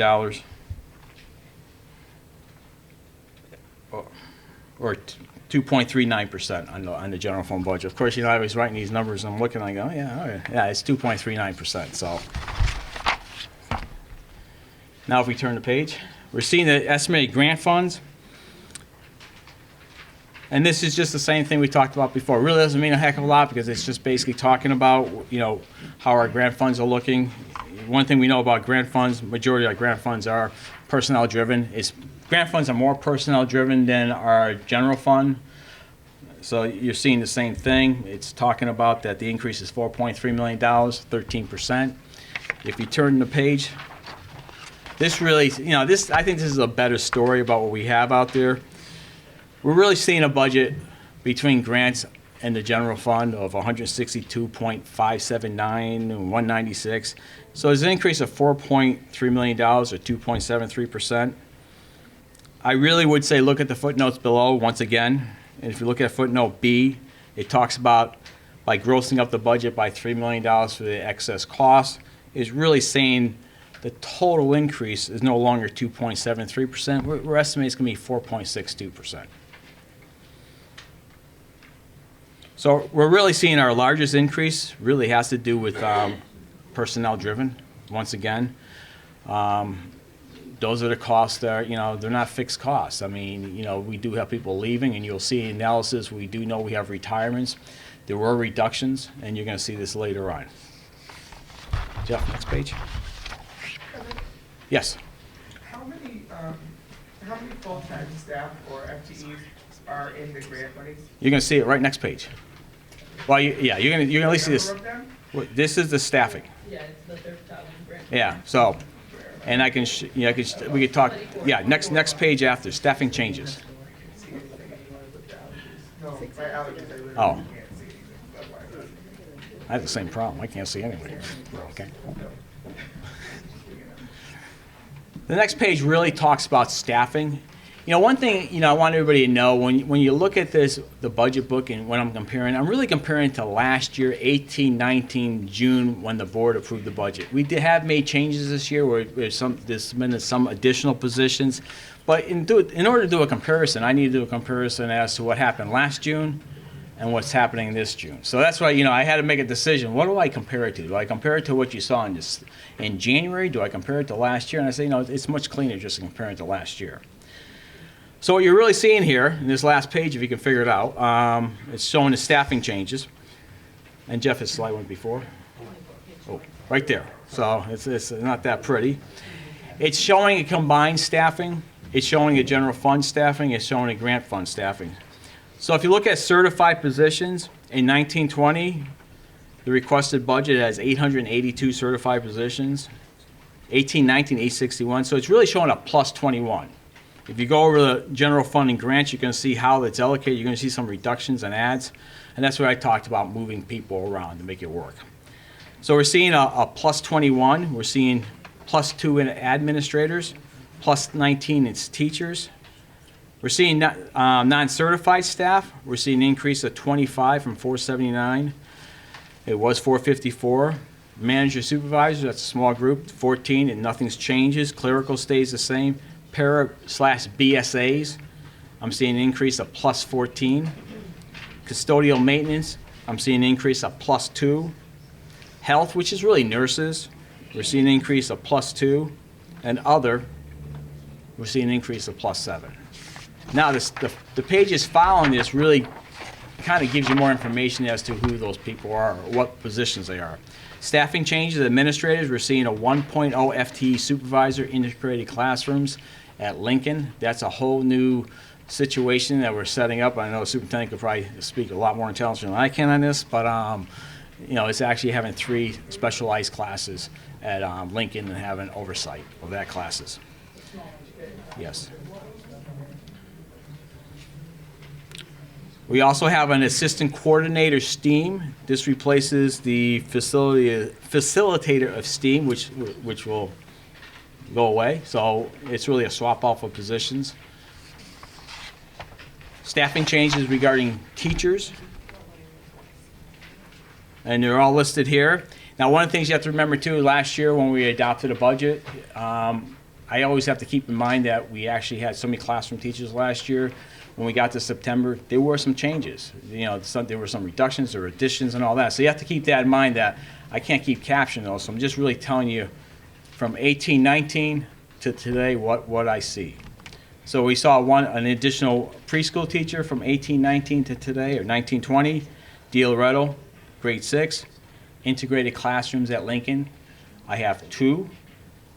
Now, a third teacher is coming from another area who's still around, so that's not really a plus 3.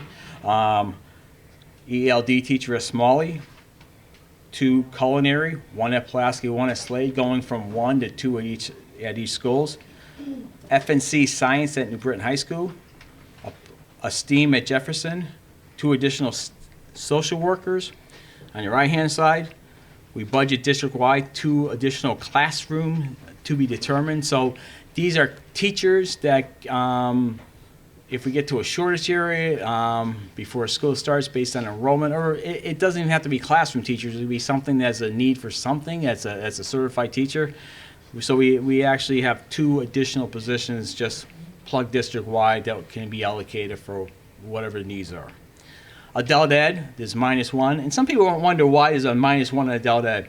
We used to have a Capital Region workforce grant, and it was close to an FTE teacher that was actually considered Adult Ed, but it wasn't really, it was Adult Ed, it wasn't Adult Ed, but it wasn't our money.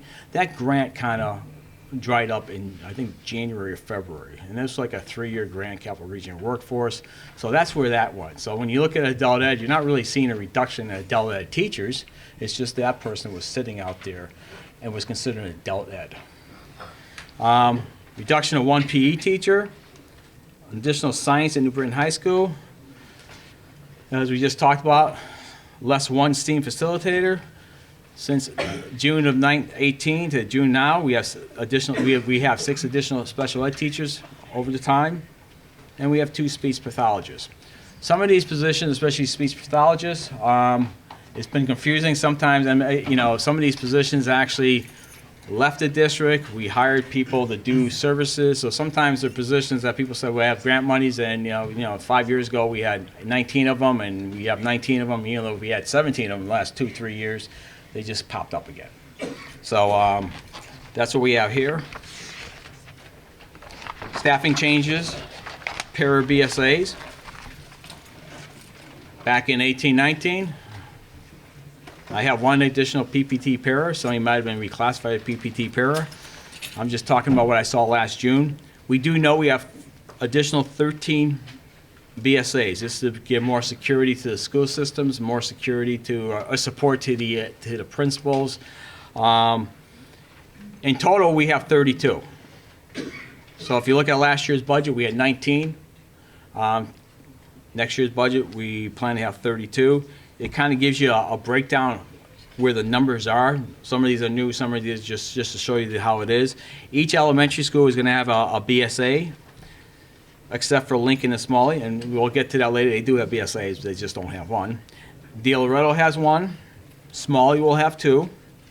Lincoln will have 4. So those 3 classrooms at Lincoln will have 3, plus the school itself will have 1. That's where you get 4. There will be 6 FTEs at the Slade and Pulaski. They've had 2 for special programs. A 3rd one will be hired. New Britain High School will have 1. I think we talked about that tonight. Transition Center has 3, and Brookside has 7. Turn the page. Custodian maintenance. We're adding 2 FTEs, a maintenance HVAC position, and a maintenance helper. A maintenance helper is someone who is going to really support the maintenance staff. It's somebody who's going to grow into maintenance. It's somebody who's actually going to do the deliveries, actually going to work for the maintenance staff as to, learn a trade if it's needed. It's really a step up. I mean, so it's somebody, and it could be somebody who's a custodian, wants to move over. It'll probably be close to a lateral move, and it gives that person an opportunity to be groomed to, if that's what they want to be, is move to a maintenance type of position. So we have 2 of them there. Health and medical, there's additional 2 FTEs. Usually these FTEs, it's not that we're adding additional nursing to the schools. We have students in the schools that have special needs. Sometimes they're IEPs or whatever you call it, defines that a student needs some type of special care. So these are usually what these are. These are people that just come in, they're one-on-one nurses for the most part. So this isn't like we're adding a nurse to Smalley when Smalley already has one. No, these are the special nurses that work with the students. Other positions, we're seeing a +7. We saw over the year, this year, we saw an additional work-based learning at liaison at New Britain High School, a welcome facilitator at New Britain High School. We have FRC site coordinators. Those are going away, so we're reducing those. But that's what you see with the family school liaisons. They're kind of picking up that chore along with other chores. So We have adult ed has an intake specialist. They looked at the grant and developed a person that really supports adult ed. I don't know what intake specialist means, but it might be something that sounds pretty important. And family school liaisons we talked about today. There's going to be 8 of them. Right. The work-based learning liaison for the high school, is that for the whole high school or for? I think it works. I believe it works for the specialized programs at the high school.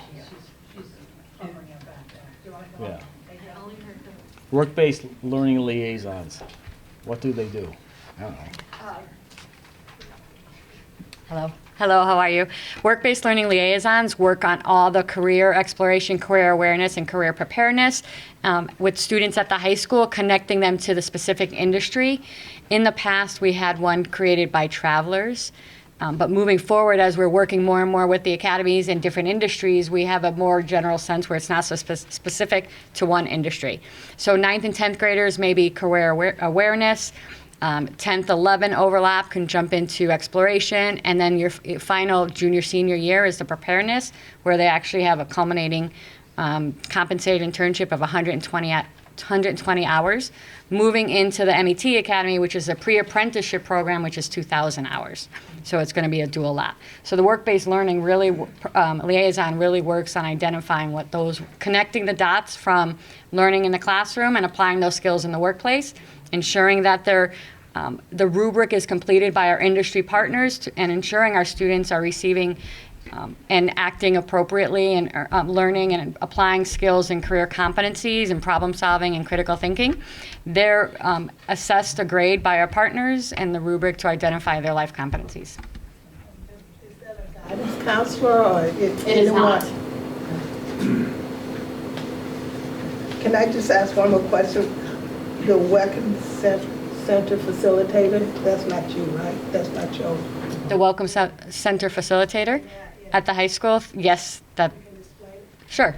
So when we were going through the Commissioners Network, we identified that a lot of schools have that Welcome Center where families can navigate the school system and identify what they need internally and externally. So in New Britain, a lot of our community outreach services are spread out within the city. So our Welcome Center person is there to help navigate the families that would or were not are comfortable in the school setting, but really to identify how they can help the student be more successful and helping the families at the same time. Year-round or 9 months, 10 months? The current position is a 10-month, I believe. Thank you. I just had more of a comment back. I think it's important to note because one of the things that I think often comes up in the public, both at the budget request time and when we get to budget adoption, is a lot of people like to say that we have too many administrators in the district, despite the fact that if you compare our district numbers, both administrators per student and administrators per staff, we're actually low compared to a lot of other districts in terms of ratios. But even so, we are putting, out of all of our staffing increases, 2 of them are administrators, 1 of them directly tied to a behavioral program that we're trying to put in place to support teachers, and we're adding 19 teacher positions. So I mean, I think in this budget request or this budget appropriation, we are putting more teachers in front of students, and we are putting a priority on getting teachers into classrooms and also supporting them. And I think that's worth noting.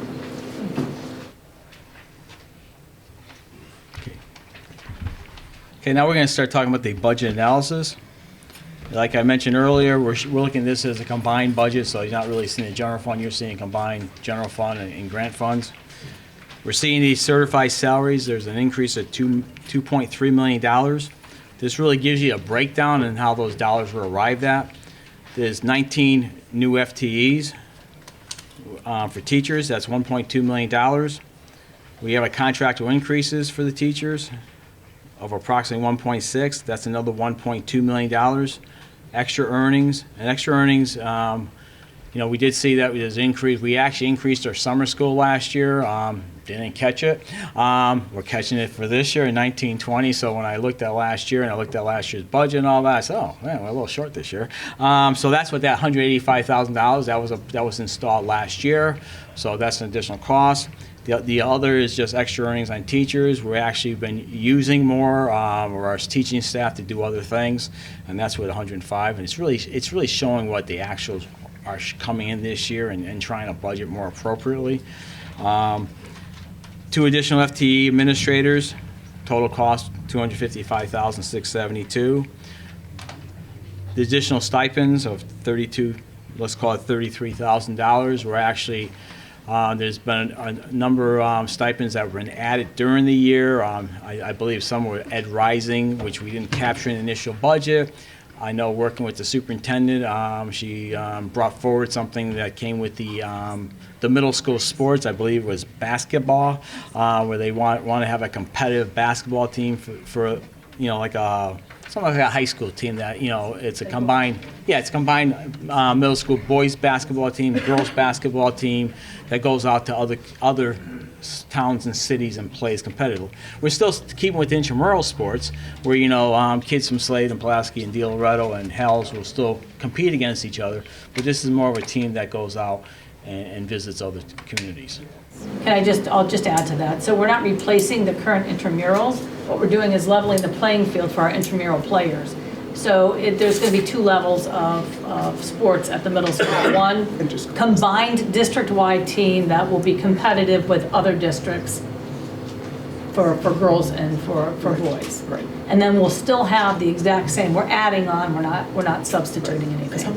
So we're creating a competitive district-wide team. What we did notice this year, there was some disparity between the players when we watched one building play another building, and it was unfair for some students to always have the same school come out. So we have players who are at various levels, intramurals. So we're trying to now create a competitive district-wide team, drawing from Slade, Pulaski, De Loretto, and Hales to compete with the other towns. We have a travel team. Yeah, that's a travel team, yeah. And then still have the intramural team. The last line item you see there, you see a reduction of $668,821. That's really retirement savings. So every year when we know our teacher retirements, I create a list. I see different teachers retiring. It could be a teacher that's in a specialized area, which is hard to fill position. I'll say we're paying so and so $100,000. We're going to replace he or she was only paying $63,814. If it's a non-specialized area, we budget, I believe, $45,616. So that's really all those positions that are retiring that we know of. We'll actually remove them from the budget. They're still in our hearts, and we're going to replace them with somebody else, a much lower salary. So that's what you're seeing right here. $668,821 is the reduction. Like that. Oh my God. Brings tears to my eyes. Non-certified salaries, we're seeing an increase of just under $2 million.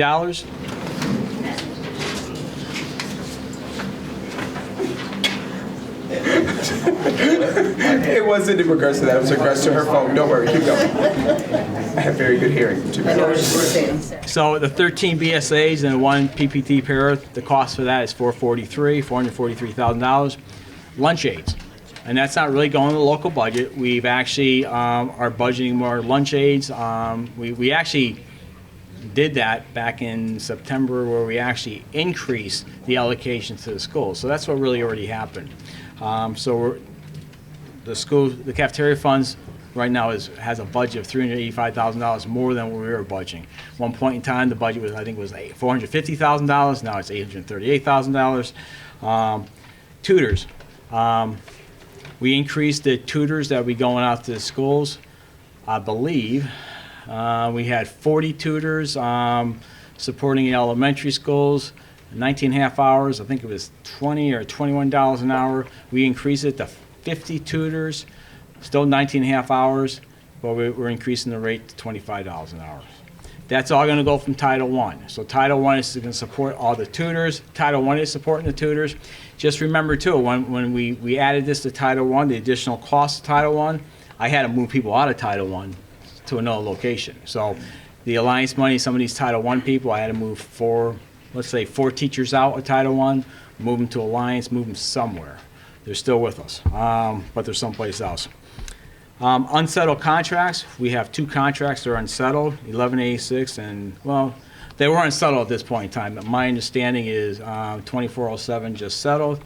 Unfortunately, I don't know what it looks like, so I wasn't able to cram it in the budget, but, you know, so for the para union, their salary in the budget reflects the current salary of this year. They're still going to be paid. If there's an additional dollar amount, they will be paid. That's why I'm budgeting dollars on the right-hand side. So later on, if I have to transfer money over, we do it. So that's what that is. That's the para union. And the 1186 is the clerical, maintenance, nurses, security, custodians. Yeah, it's. So the 2 additional maintenance positions, the cost is $106,600. The 2 additional FT nurses, the cost is $85,000. Work-based learning is $66,000. The adult ed intake specialist is just under $58,000, but that's an adult ed budget. Contract will increase for manager supervisors. We have a supervisors union. We have those 14 people, the contracts out there. That's what that is. That's the $34,000. Welcome Center facilitator at New Britain High School. That's $31,000. Other changes, I'm still looking for those, is minus $53,000. And the FRC site coordinators, reduction of those site coordinators, that's a reduction of $124,000. Next one. Next one, you look at health insurance. Our health insurance budget increased by $1.1,055,188. Our premiums increased by 7.4%, which is an increase of $1,248,739. We also had a reduction. So when we're looking at that, when we look at the 7.4% increase, and I'm telling you that equals $1,248,000, we've also actually added more employees, but we had a shift in census data, which in this case, it helped us. So even though we had 9 employees opting for coverage, 9 additional, we had an additional 9 going single, we had additional 22 going couple, and we had minus 25 going family. So it means we reduced our family coverage by 25 people. That's huge. So that's why you're seeing a reduction of just only $93,000, but that's why you're seeing a reduction. It could be the other way around. I could be telling you it's an increase. Retirement contribution is an increase of $453. When we met in December and January for that budget, at that point in time, we were budgeting what MERS was. MERS was 12.15%. Somewhere about January 22nd, we got a letter from MERS saying, hey, by the way, your increase now is 14.72%. Unfortunately, the state, as you probably understand, a lot of the pension funds are way underfunded. The MERS plan is a little different than the teacher's retirement. They're actually phasing in an increase over like the next 4 years. So even though I'm telling you the increase is 14.72, next year is, right now they're proposing 17.22, then it's going to go to 19.72, and I think it caps at 22%. Wow. And what they're finding out is, one thing you find out with pensions, the state has really lagged in changing their indicators for pensions, their rate of return. Many good communities out there that have pension plans have actually looked at the investment rate of return, which back years ago might have been 8.5%. Nobody's earning 8.5%, and they've been still using the same assumption. They earn 3%. Next thing you know is that their funding percentage goes down and down. Instead of being 80% funded, they're 70% funded. Well, people that do it right have actually started moving those numbers down, and what you've been seeing with good communities, they've actually took the 8.5% return and moved it to 7%. Some are even under 7% because they're saying, hey, it's conservative. The state was at 8% plus. 1 year they made that swap out. I think they changed it to like 7 or 6.9%. That's what you're seeing. The huge. They're making up for past errors. So this is all catch-up cost. So when you look at a pension plan, if you think about it, if you look at a state pension plan, I forgot what the numbers was. When they send you a letter, they tell you what the normal contribution would be. So a normal contribution for myself or Mr. Prokoff or anybody that's out there might be 8%. So when they tell me that the contribution is 14.72%, they're actually saying the normal cost for Mr. Prokop is 8%, based on what some rate of return. Oh, by the way, to actually catch up for Mr. Prokop, we're asking you to give an additional 6.72% to make up for those losses. So we're going to phase it in. So an 8% normal contribution, and if it's going up to 22%, I can tell you the past service is going to be huge. That's 14%. So we're not going to have good news next year. When I talk about 450 this year, it's probably going to be $500,000 next year, increased, just on that line item. Unemployment compensation. This is what we actually I believe Talon's been doing a good job. At least the numbers are going way down there. So we used to pay a lot more in unemployment. They've been fighting the cases, getting rid of bodies. I don't know how they're doing it, but we're actually seeing a reduction out there. So, so we actually have seen a huge reduction. So my thing is, we used to spend, a few $100,000 a year, and we used to budget that. And over the last 2 years, I've been seeing the numbers going down and down. And it's like, I feel really safe by reducing that number by $116,000. Okay, next page. Okay, bus monitors. I know we talked about this quickly in December and January. We've actually added bus monitors in this current year. So even though we have different vendors, I know a lot of it has to do with special education pupil services. There's been a push to get more monitors onto the buses, which in essence we budget not a sufficient number this year. So this year we do have more likely a deficit. This is just basically, this budget reflects what we actually are doing. So that's why there's an increase of $300,000. Other professional tech services increased $112,000. And the explanation here is when we had Title IV, we didn't budget full Title IV in last year's budget. That's all it is. It's nothing new. We've been doing that. But at the point in time, Title IV was new. We only picked up certain positions from Title IV. We didn't pick up the other costs involved with Title IV. And if you look at last year's budget book, you'll see that. Rentals. Well, Mr. Moore, he's better be correct. It looks like we're going to get rid of Pope John Paul School. We have actually probably are renting it for 2 months this summer, I assume. Yeah. So we're actually, we've been, paying them $120,000, $10,000 a month.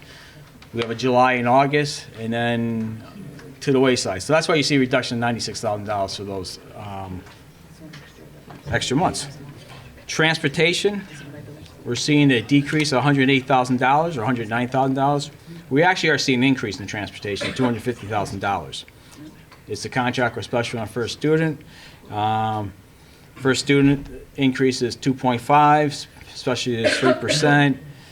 But we're also reducing the budget, like we talked earlier about the excess costs. We're still going to spend the money, but we're going to show a lower amount for the budget of $360,000.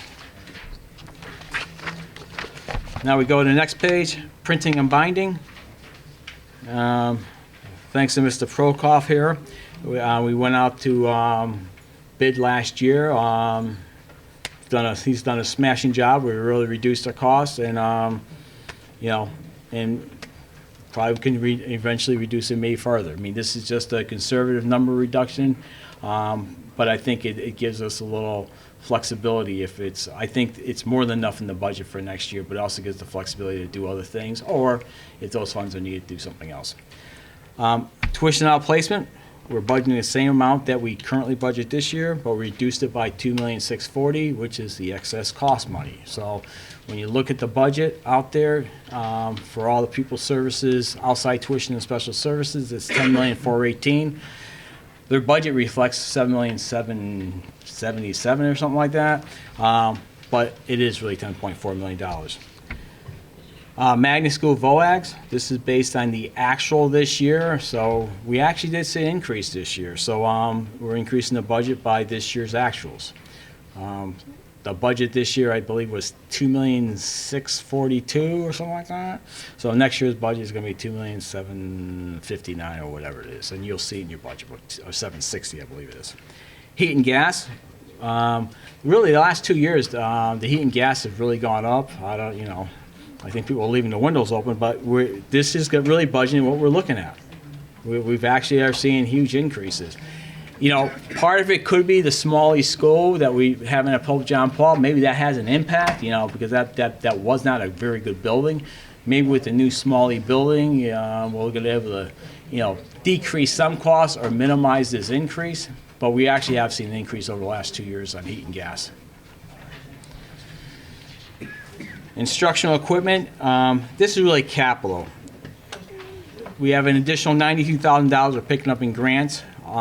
This is just capital equipment or capital. We're actually, this year, we're budgeting an additional $519,000 in the general fund to be determined. So this is just something, it's an earmarked, and it could be Chromebooks, it could be capital needs. But it's something we don't have a plan right now, but something that we're gonna come back to the board and discuss. But it's also a placeholder for that, you know, the what if. You know, what if something happens that, you know, funding is needed to fix something. So this is just something that's in the budget. It's the first time. It's probably going to be the last time, to be honest with you. Because even when I look at next year's appropriation from the state, if we do get the additional $4 million from Alliance, you got to remember, too, the excess costs. Even though it's you can't keep counting it over and over. So if you budget excess costs at $3 million or $3.2, it's only a one time. It's just like, you know, you can't keep saying, it's not new money. You know, it's going to go up, it's going to go down. So next year with the Alliance money, if it does increase by $4 million, that's great. But is that going to take care of our contractual expenses? Probably not. So we need to think about it. And that's it. Last question, I think. We were just discussing it. So when the construction work is done on the Smalley School, do you have to heat the school during the construction, or there's no heat? The heat during construction is paid out of the construction budget. Not out of the gas not out of the gas budget. Not out of our operating. It has to be heated. It has to be heated, but we're not paying for it. It gets paid out of the budget. So are you seeing that increase there and taking it out of? Yeah, I'm just saying, you know, I know Pope John Paul is not a very efficient building, and I'm not saying that's the blame of our costs and all that, but it probably has some bearing. You know, Smalley is going to be a large site, but I'm sure it's going to be more efficient. You know, I'm not going to say that it's going to save a lot. You know, one thing this year, I know Mr. Moore is putting a lot of boilers in right now. I do think, you know, we might realize something with those changes. We don't know how cold next year is going to be anyway. And that's one thing with heat and gas, you never know. I mean, you have a warm winter, and next thing you know, you have a budget, you spend $1.2 million, and you have a year you spend $700,000, and you all sit there and say, oh, let's budget $700,000, and next year it's below zero, and then you look like an idiot. So, yeah. Are we seeing any cost savings in transportation with us moving back from Pope John Paul to Smalley? I think, you know, I know Mr. Halleck, okay, I'm getting, you know, it's getting late, guys. I know Mr. Halleck's looking at that. He believes there could be some reduction of buses, but I think it's really getting a better handle where we're going. So they have talked about that, but it's really looking at the whole picture. You know, one thing I think we have to remember too, that there's probably gonna be some reduction in busing, but at the same time, you have to look at the special ed situation too, where there may be, unfortunately, there may be some increases in other type of transportation, and that's one thing I know that they're starting to look at, where they're going to start working with other school systems to find out if they can start, you know, working together and piggybacking and joining and all that. So, you know, they kind of go hand in hand. So you might see one going up, you might see one going down, but it's actually coming up to a plan to make it all work. Right. Right. That's right. That's true. Preschool busing at Roque and the continuum of service classrooms, concentrated areas, so it could be like a wash, depending. We don't know yet. And the new Scholastic basketball team travel between all of that probably is. Yeah, I don't want to say. I don't want to say. But it's kind of hard to say, but yeah, I mean, they're looking at that. Good job. Thank you. Are there any other questions, comments, or concerns from the board? All hearts and minds clear? For now. For now. For now. All right. We have it coming up. I know, at this point. All right. Thank you for your presentation. There's no vote right now. And public participation. Everybody ready? Go ahead. Go. You should have done what I went. I know. I have to go. We can't. I asked. They said they don't think we should. So I'm gonna be, hey, All right. Do you have the, Do you have the paper? Kristen, do you have the? It's not on the podium anymore. I don't know if one of the presenters. Oh, we do a names. All right, so we're gonna do this. Okay. Have them line up. All right. And just come in. All right, should I just say all votes? Right. There's only two. Yeah. Janice Pena. All right, I don't know. They can just, all right, so we have now moved to the public participation portion of our meeting. However, the sign-in sheet that was there has been absorbed in people's papers. So if you know that you signed up for public participation, if the two people that did sign up would come forward, and then we will ask for any additional people after that. How does that sound? Sure. Mr. Escobales? There was someone in front of me though. There was. Francisco. I'm gonna pass mine until I'll wait till everybody speaks and then I'll speak on mine. Okay, thank you, sir. Okay. Was there someone else on that list? There was only two on the list, but So I'll be sure. Stretcher.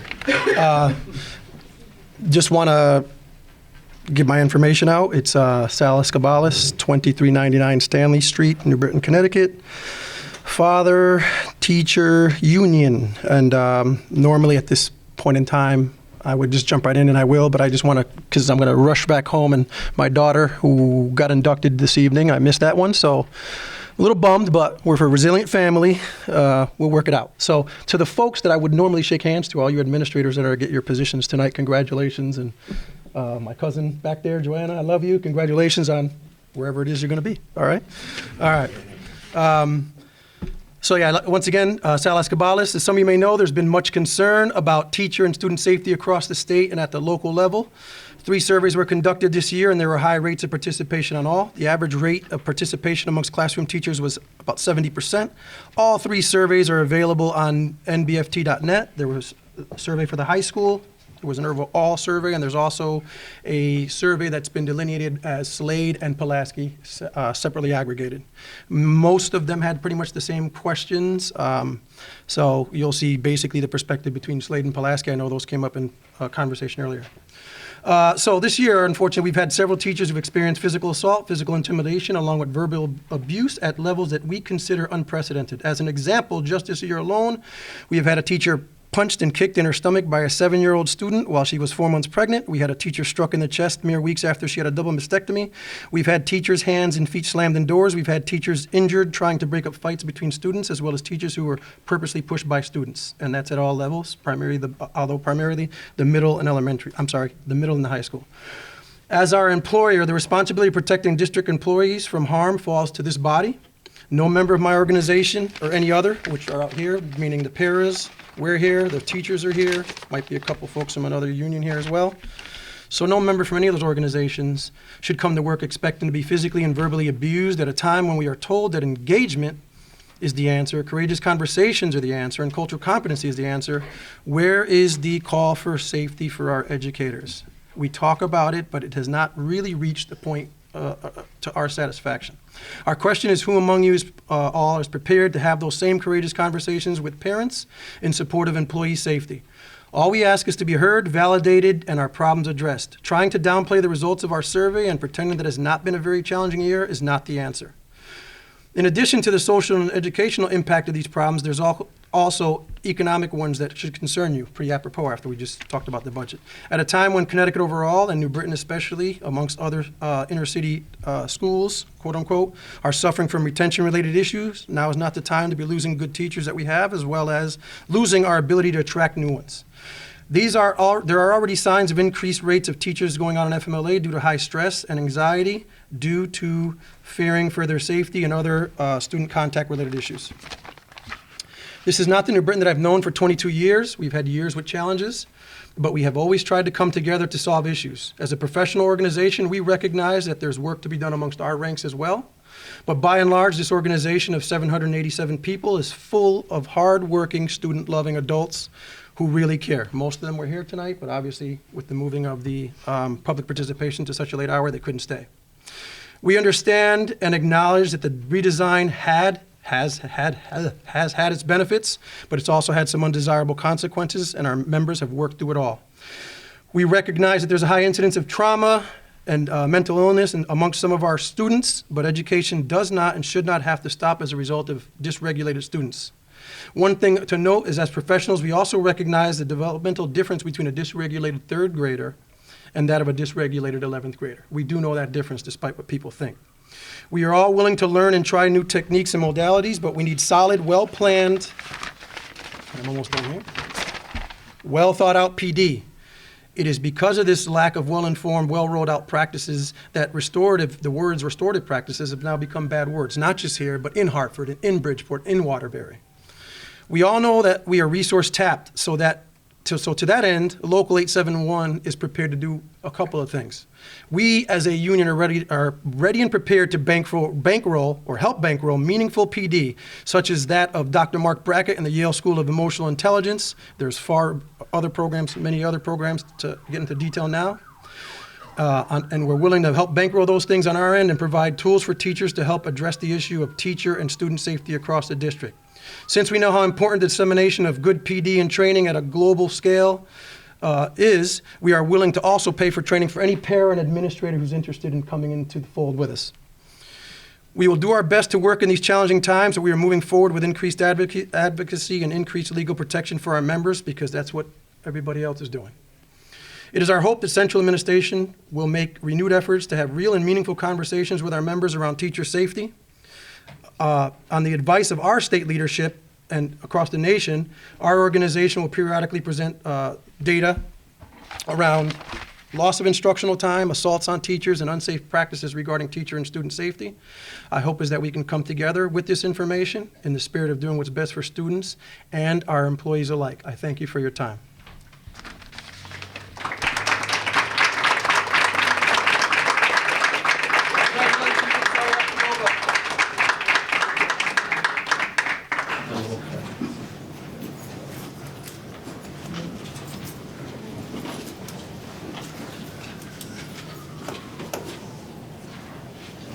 Is there anyone else who would like to address the board? I know, but I still have to ask the question. So I'm asking the question. If you would state your name and your address for the record. My name is Yvette Torres, and I live at 69 McClintock Street in New Britain. And good evening.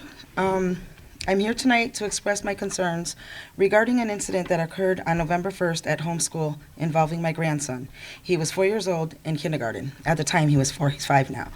He had been having behavioral issues. He was hitting his teacher, throwing tantrums, and throwing objects in the classroom. After incidents like this, he would be removed from the classroom and taken by another adult to the office area. On this particular day, he was taken to a room by a Miss D. Miss D began to question him, and their conversations went from him writing an apology letter to his teacher for hitting him, to me hitting him, and to me hitting him with a belt and a shoe every morning before he got on the bus, and further, to him being terrified to coming home. Miss D did not know my grandson. She had contact with him maybe once before this incident. In the few minutes that she was with him, she came to the conclusion that my grandson was being abused every day and called DCF. None of this was true, of course, and the case has been since found unsubstantiated and was closed. My grandson's teacher, principal, and I were in constant contact, and were working together to try and come up with ways to work with him to get him back on track. Miss D never talked to the principal or his teacher to see what was going on with him. She never documented her questions to him or his answers.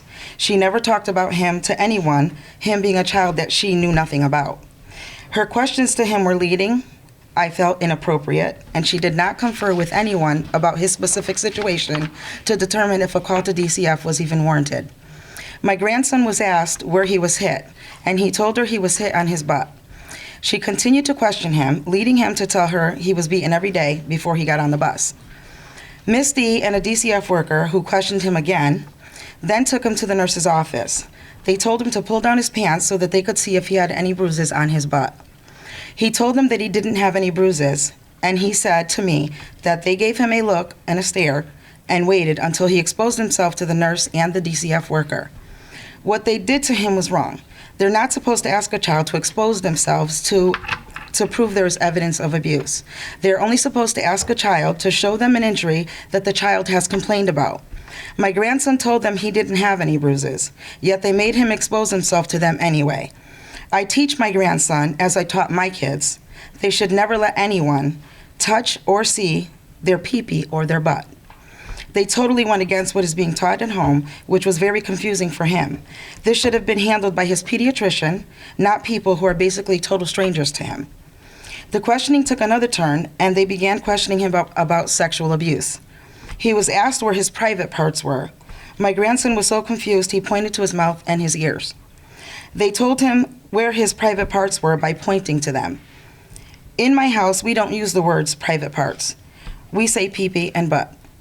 He had no idea what they were talking about, which is part of the reason why I feel the questions were leading. After this incident, I was basically excluded from knowing anything about the reports or anything involving this situation. My guardianship papers for my grandson had expired, but I have since reinstated them. But the principal totally stopped communicating with me about everything. When I got to the new paperwork, I personally took them to her. She didn't want to see me. She didn't come out to see me, I should say. The secretary told me she was waiting for parents to show up for a meeting, so she never came out of the office. I kept him in homes because he was supposed to be leaving New Britain schools next year to go live with his mom. That's not going to happen now. I missed the De Loretto lottery by 2 days, which is the school I would have preferred him to try to get into. I am asking to have him removed from homes and be enrolled in Jefferson, which is our previous school district. I am also asking that he be bused to and from school. I would like the Board of Ed to look into this incident. First, I want my grandson transferred out of this school. I am not comfortable with what they did to him or the attitudes I have to deal with when I interact with staff. I need to feel comfortable with the school he goes to. A school atmosphere should feel family-like, and since this incident, I don't feel connected at all. Second, I feel policies need to be addressed, reviewed, and revised. When it comes to questioning a child about abuse and inspecting the bodies of children in school, no child should have to go through what my grandson did at the hands of strangers. Thank you for your time.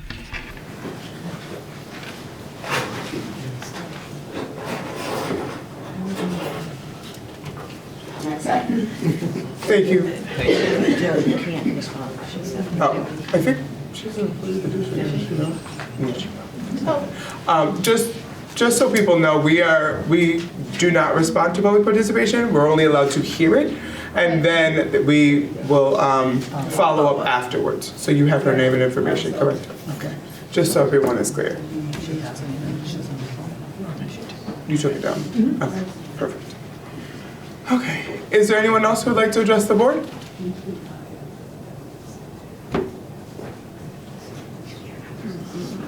You would please state your name and address for the public, please.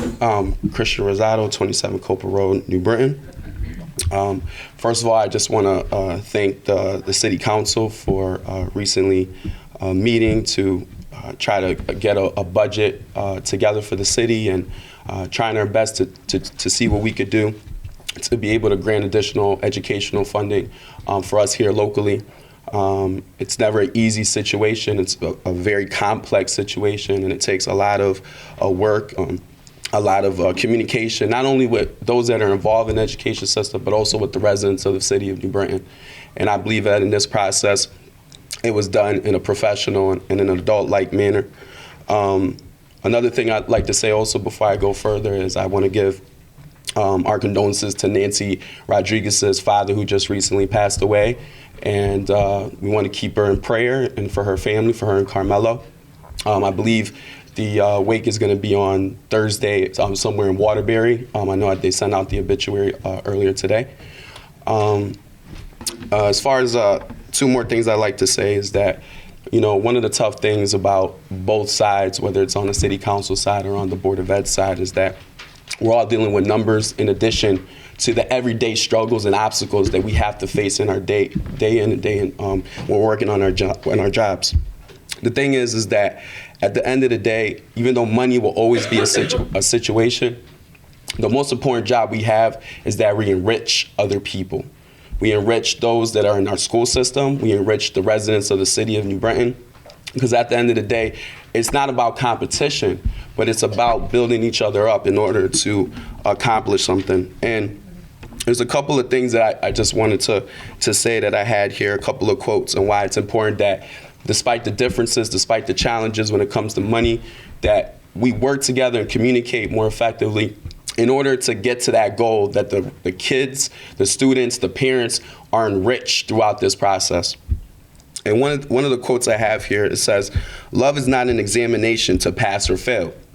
Love is not a competition to win or lose, but it is a feeling in which you care for someone more than yourself." And lastly, this is what the end result and what the goal is when we enrich one another, and especially for the students that are growing up in our community. A flower does not think of competing to the flower next to it. It just blooms.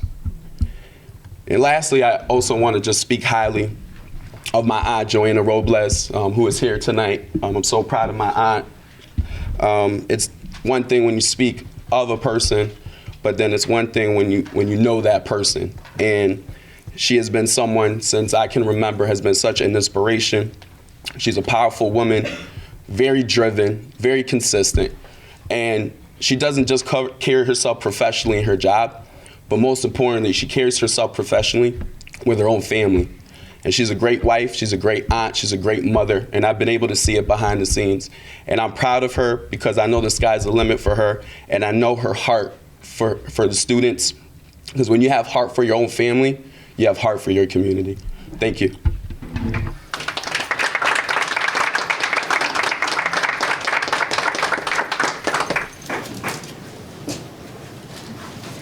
Anyone else who would like to address the board? I think you're up. It's a tough one to follow. Oh, yeah. Francisco Santiago, 165 Elam Street, New Bern, Connecticut. Whew, first time up this way, opposite. Usually I'm listening. I'm here to address the Smalley School. Right now we're in the process of rebuilding, making it new. And I was hoping that the board would put into agenda to change the name. No disrespect to the name, just the point is new. And the man that I'm asking to replace that name will be Robert Sanchez. And this man, as we all know, has been an advocate for education all his life. He's been in early childhood. He's right now the first Latino Hispanic to be the chair for education. And he has funneled money since he's been state representative and fought long and hard for education. And especially for the building itself, the Smalley building. And him and a couple colleagues were, included with the mayor and the city of New Bern to get the money funneled for that school to be done over. And I feel that, strongly, I feel that the man should be presented. Some people, they present or they name a building or street or something when a person is dead. The problem is that person they don't get the chance to have that moment of their life, the accomplishments. And I feel that while he's still alive, and there's other places that's been named while the person's still alive, that I think that he should have that honored by his name being named on that building, being that it's also his community that he represents, and there's a Latino community, and I think this, we should start presenting and honoring our Latinos that are working hard. No, like I said, no disrespect to the name that it is on there now. I just feel that at the moment of time, it's new. We should start something new and refreshing and represent it to Robert Sanchez. Thank you. And congratulations to everybody that's here, that is, that's getting honored to promotions or any other things, and the kids that were here. I appreciate it. They're working hard, and I love that the education and the administration are helping to grow these kids to be what they are right now. And thank you. Thank you.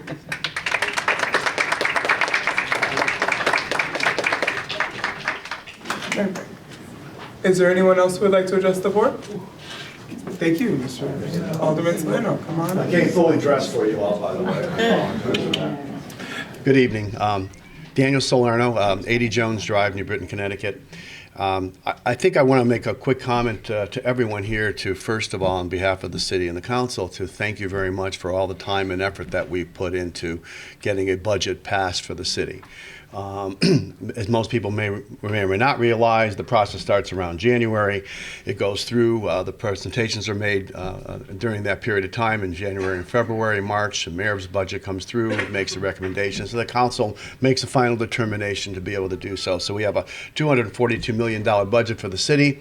That's what it entails. It's a complicated, and I just commend all people who have been involved in that. One of the things on your consent agenda that I don't know if is going to get discussed today, but I think is important because we'll be meeting for the public consumption. We'll certainly be meeting on Wednesday for a special bonding committee.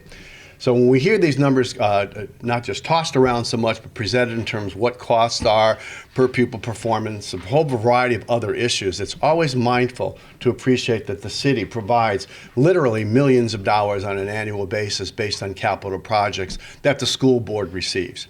And I think that's very important. It's not the school board that receives it. I retract that statement. It's the city receives it. So the city is responsible ultimately for all the projects that exist in terms of the buildings of where teachers teach.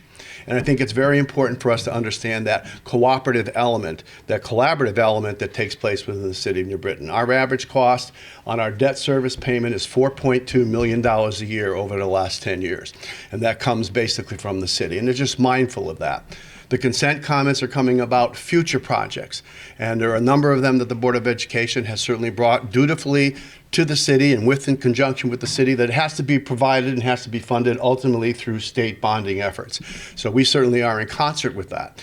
The price tag is not small. The Smalley School operations run somewhere in the vicinity of $42 million on time and under budget. Correct, Ray Moore? Yeah. So we certainly are very pleased with that. But this is not something that's going to stop this year or next year. This is a process that's always going to be there. So capital projects are crucial to the city and to the Board of Education, to the children in this system. And we certainly in the city at this point in time are very much aware of it. And I think that's part of the collaborative effort we always have to keep mindful of. That it's not just about teachers, but it's so important about teachers, not just about administrators, though they're certainly equally important. It's also about the buildings and the places where our children learn. And that costs us money. And it's just important to appreciate that that's something that we have to pass on and be very aware that that's all our burden and all our responsibility when it comes to these kinds of things that we don't really see in terms of that operating budget, either for the city, if you will, or the school district. That operating budget is not quite the same as when we talk about capital projects. And that's going to be an ongoing tough. And we're looking at literally a vicinity of somewhere another, who knows, $50, $60 million down the road that has to be done. And that's a number that has to be out there and be real about, because we have to address that with all people throughout the city of New Britain to understand that this is how we keep our school system intact and keeping above board, not just based on curriculum, but also based on brick and mortar. I appreciate everything you've all done. I know it's going to continue. The relationship's going to be there, certainly on my behalf and members of the council. And thank you very much, and have a great rest of the evening. Thank you. Is there anyone else who would like to address the board? Mr. Reeves. So I wasn't planning on saying anything, but I'm not going to be the only one to not say something. So first I'm going to congratulate a former colleague of mine tonight, Joanna Robles. We were both, she still is, I was a member and an officer of Local 51, and that was an excellent choice you made there. I want to echo the words of Alderman Rosado. She's a wonderful person. She loves the kids, and she's like a mother to our kids. So, I could keep going on, but I don't want to be repetitious. Also, I want to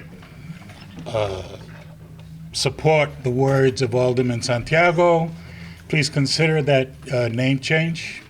There are a million reasons why it would be nice for that to happen, namely the millions of dollars that Bobby Sanchez has secured for that school. As a matter of fact, this last Saturday at 7 o'clock in the morning, which is a record for me since I retired, we took a tour of Chamberlain School. And that school needs a major upgrade too. And that money is going to also be secured thanks to the position that Bobby Sanchez now occupies. He's going to take advantage of that. And as a matter of fact, he's working on trying to, how we get 80% of the cost paid by the state for capital improvements. He's going to try to move that to 90%, which would be a wonderful thing. And I want you all to know that this council is very conscientious of the needs of the education system. There's a lot of capital improvements that need to happen. I was a principal here for a while also, and I know that Slade needs new roofing. It needed new roofing when I went in there, and it's been a while. We have Niagara Falls when it rains in the music suite there, I know that. So, and then Pulaski is not far behind there too. So we're talking about millions of dollars, as Alderman Salerno alluded to, that we are responsible for. And it's going to take a lot of wheeling and dealing and huffing and puffing, to put it lightly. So just be mindful of that, and I wish you all luck. It's another school year that you are finishing up, and good luck on hiring.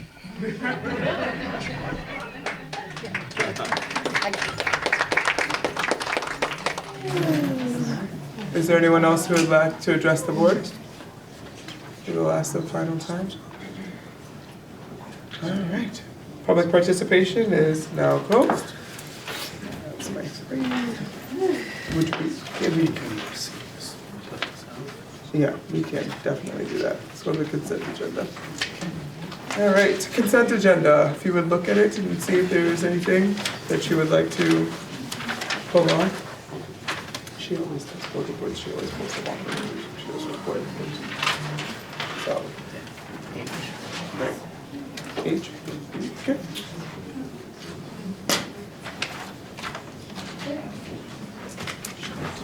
Right, and like, feel free to just say them during the words. We're just skipping down. No, I'm just making sure. Is there anything else in the consent agenda?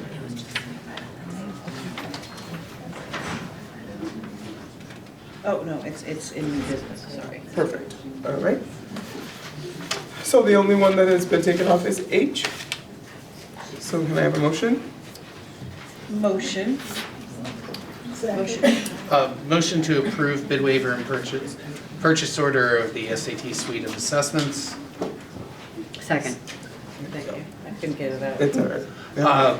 The reason I asked this to be taken off is just for a point of clarification. It's actually just a purchase order approval Right, 'cause because there's no bid waiver. there's the only it doesn't people that need a have it. bid waiver because College Board is the only person who applies that. We've been cleaning up a lot of our memorandums and just going forward, if it's something that there's only one provider, or if it's, textbooks, et cetera, there are exclusions in the policy that don't require a bid waiver. Just And this is one of them. and this would be one of them. So that's all, just for clarification going forward. All right. Didn't catch that during committee? All those in favor signify by saying aye. Aye. Those opposed? Beautiful. All right. Motion to go into executive session to discuss item 7A, which is approval of administrative appointments, inviting in Ms. Sarah, Dr. Tucker, and we may ask for some of the candidates to come back. Yes.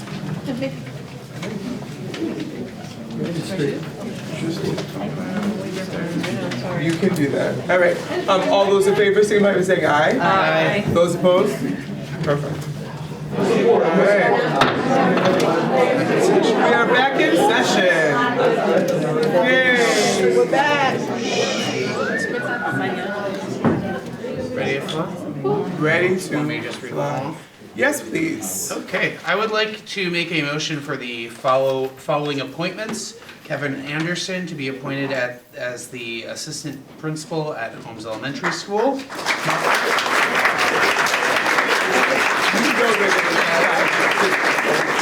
Mark Fernandez as principal on assignment at Adult Education. Dr. Shamel Lewis, elementary school principal at Jefferson Elementary School.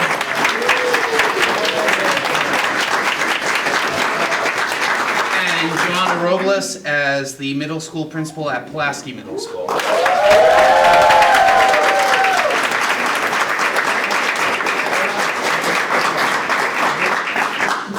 second?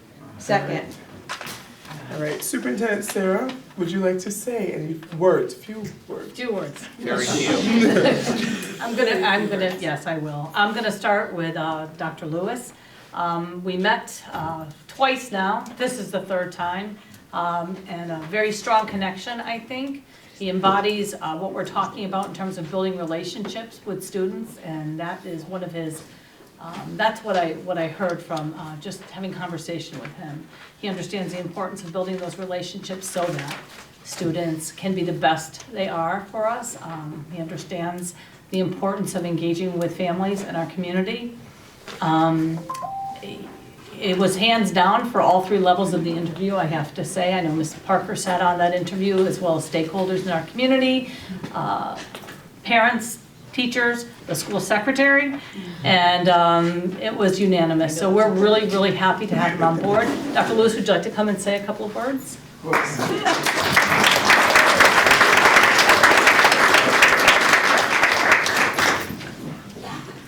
Good evening.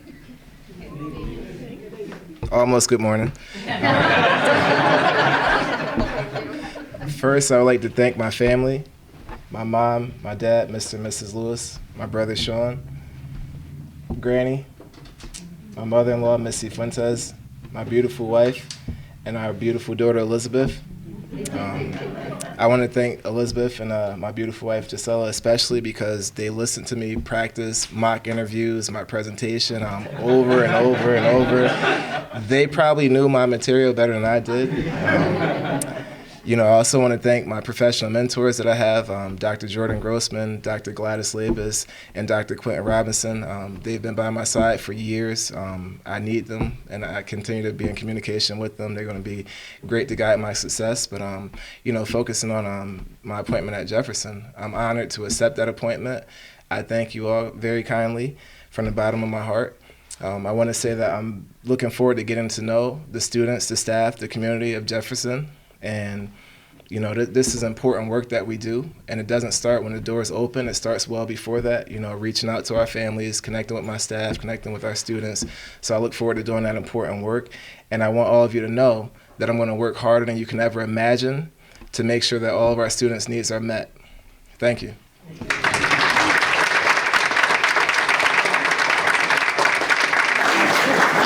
Okay, that's good. You want to vote now? Sure. Yes, Joanna Robles. Next, I'd like to recommend Ms. Joanna Robles as principal of Pulaski Middle School.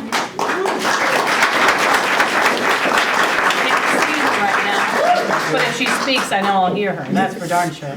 I have to say, I've never met a harder working woman, committed and passionate about the students in New Britain. There is not a job that she won't do when asked, I will say. She graciously accepted an interim position for me this year at Jefferson Elementary School, which turned, I think, into a blessing, Joanna? Mm-hmm. Okay, thank you. And I know it was a challenge because her heart has been middle school students for many years. But from different assignments come growth opportunities, and she did it with 150% every day. She was there running around, and I don't understand how she can run around the shoes she runs around in, but she does it.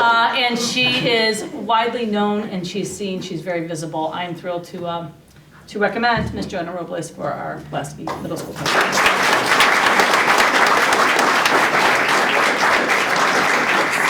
Ms. Robles, if you'd like to come up and address the audience. Everybody's checking out her shoes. Right, of course. Because she mentioned it. I'm telling you, them shoes are fierce. I don't know how she does it. Well, I run with these. I mean, you got a couple of staff here from Jefferson, and they can tell you we run. She started to wear the flats. I sure did. But I just want to come up here and humbly accept this position at Pulaski. I want to say thank you to the Board of Ed members, my administrative colleagues, all the teachers I have encountered through the years that I've been here.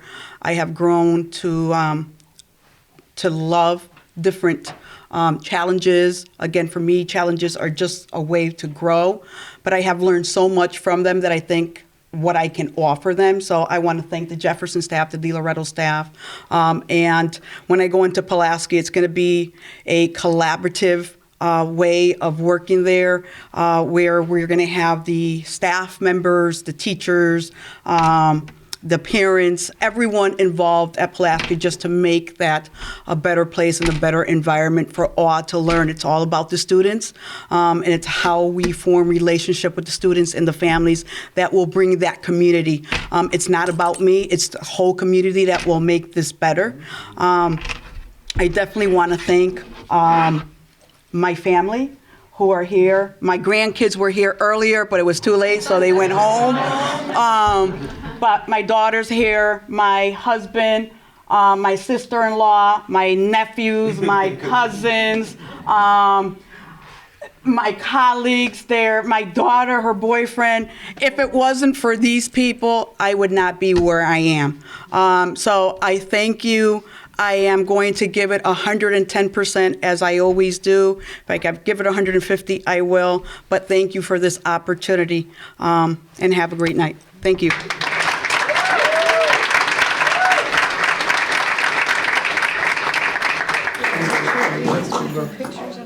Just to give you a heads up, this earlier, you should see how she was pacing back and forth. Was she? She was, I was like, what are you doing? She's nervous. And he just met me.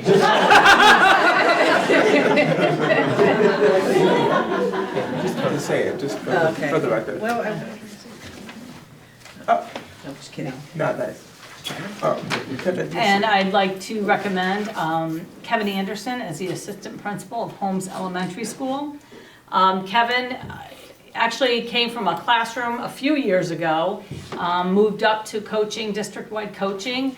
Actually has been working as a administrator for us during our summer C enrichment over the last few summers, and came in this year for coaching, and I don't know, middle of September maybe? I can't remember when. October 1st, there we go.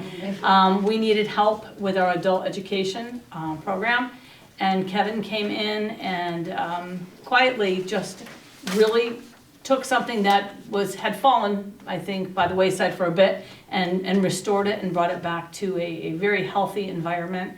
He's worked really hard this past year. I know he's sad to see that go, but every opportunity is a good one, Kevin. And was awarded the position as assistant principal at Holmes. I think that he and Miss Nickel will make a powerful team. They both have some similar strengths, so when I look alike. No,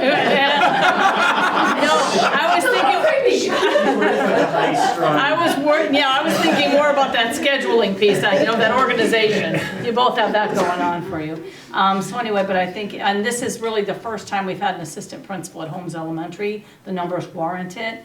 They are, and again, it's a very tight squeeze in that building, but we fit about 500, a little under 530 students in that small little, what I call the Brady Bunch ranch. Big closets just to make room for Kevin. Right. And that was Heather's concern. Oh my gosh, we don't have space for him. We'll find space. So anyway, Mr. Anderson, would you like to say a few words? Sure.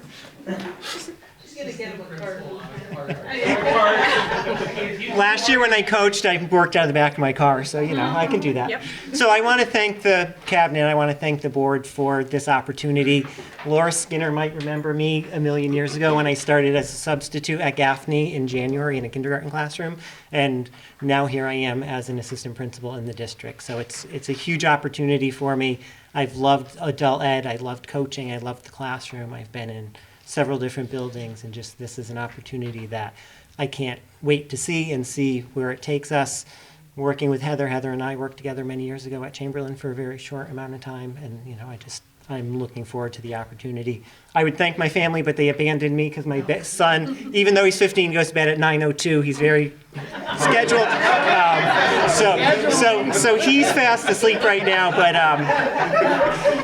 so apples and trees, as my old colleague used to say. So thank you, and I look forward to working with everybody into what Heather and I can do together with our students of the city. Thank you.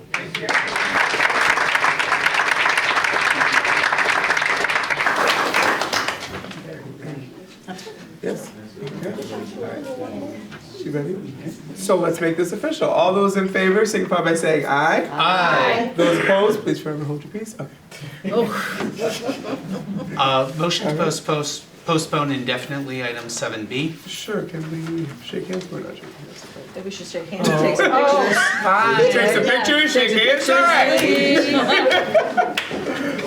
Sorry. Thank you all for your patience tonight. All right. I mean, you just need the picture. We're just gonna start We just start going. We are now back in session. We need to finish the last 6 items on the agenda.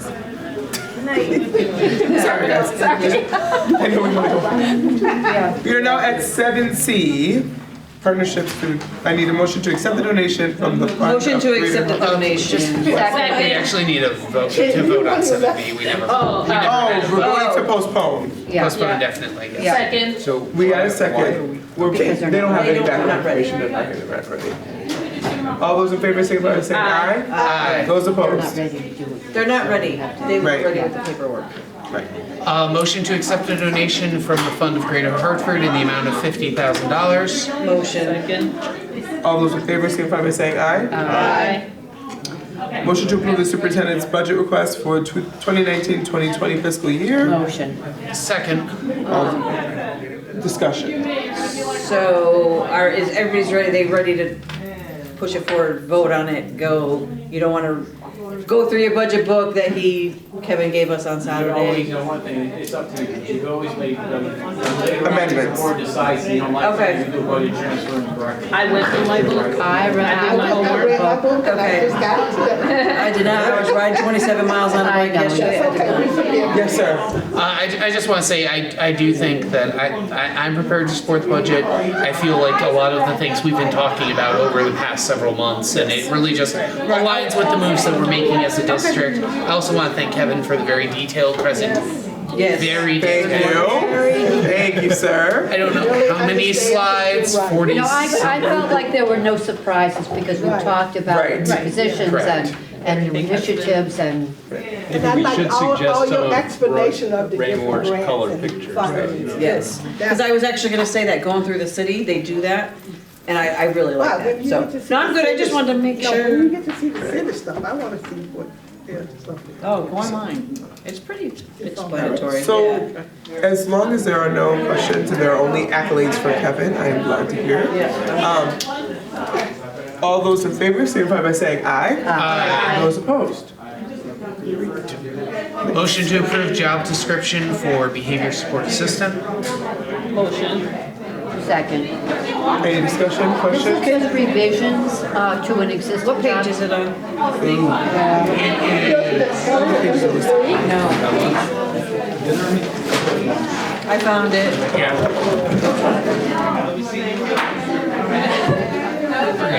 Bold is being added, underlined is being stricken. It's a revision. All right, thank you. To an existing. Because I was going to ask you what the differences were. Yeah. I'm good. Okay. Okay, all those in favor signify by saying aye. Aye. Those opposed? Okay, I'll entertain a motion to approve the new job description for the assistant coordinator of STEAM and summer learning. Motion to approve. Second.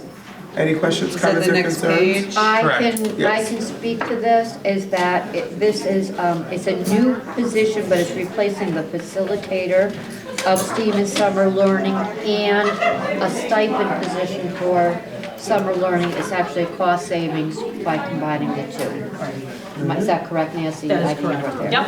there. So it's a promotion, Right, but it's, it takes two things to put them it's together. taking two things and it is an overall cost savings. Just as a point of clarification, I know that says performs evaluation of STEAM staff as needed. Is that going to be to supplement building administrator evaluations, or is this Yes. person going to be the primary evaluator of STEAM staff? She will be the secondary evaluator. She will probably, when I look at Jefferson, who doesn't have an assistant principal, evaluate that team. So there will be Gotcha. some that she's primary and some that she's secondary. Thank you. Got it. All those in favor signify by saying aye. Aye. Those opposed? Motion to approve the job description of the athlete academic advisor. Motion. Second. Discussion. Like to understand the changes, because that was a, Board of contention. it was a bone, and not just a bone of contention, there was a lot of work that they were supposed to be doing, and whether they're being done or not. I just don't understand what the changes are, it's not on here what the. I can't, yeah. On the, in. Because it's been divided into, yeah. It's 4 people now. It's 4 And it's a people. stipend, not a full-time position. And so it's year-round, it provides more people for like baseball, football was getting a lot, and then, so they. All right, so it was a $16,000 stipended position. Right. Now it's 4,000 times 4, so it's the same. Same amount of money. Same amount of money, More so you're people. separating them by sport.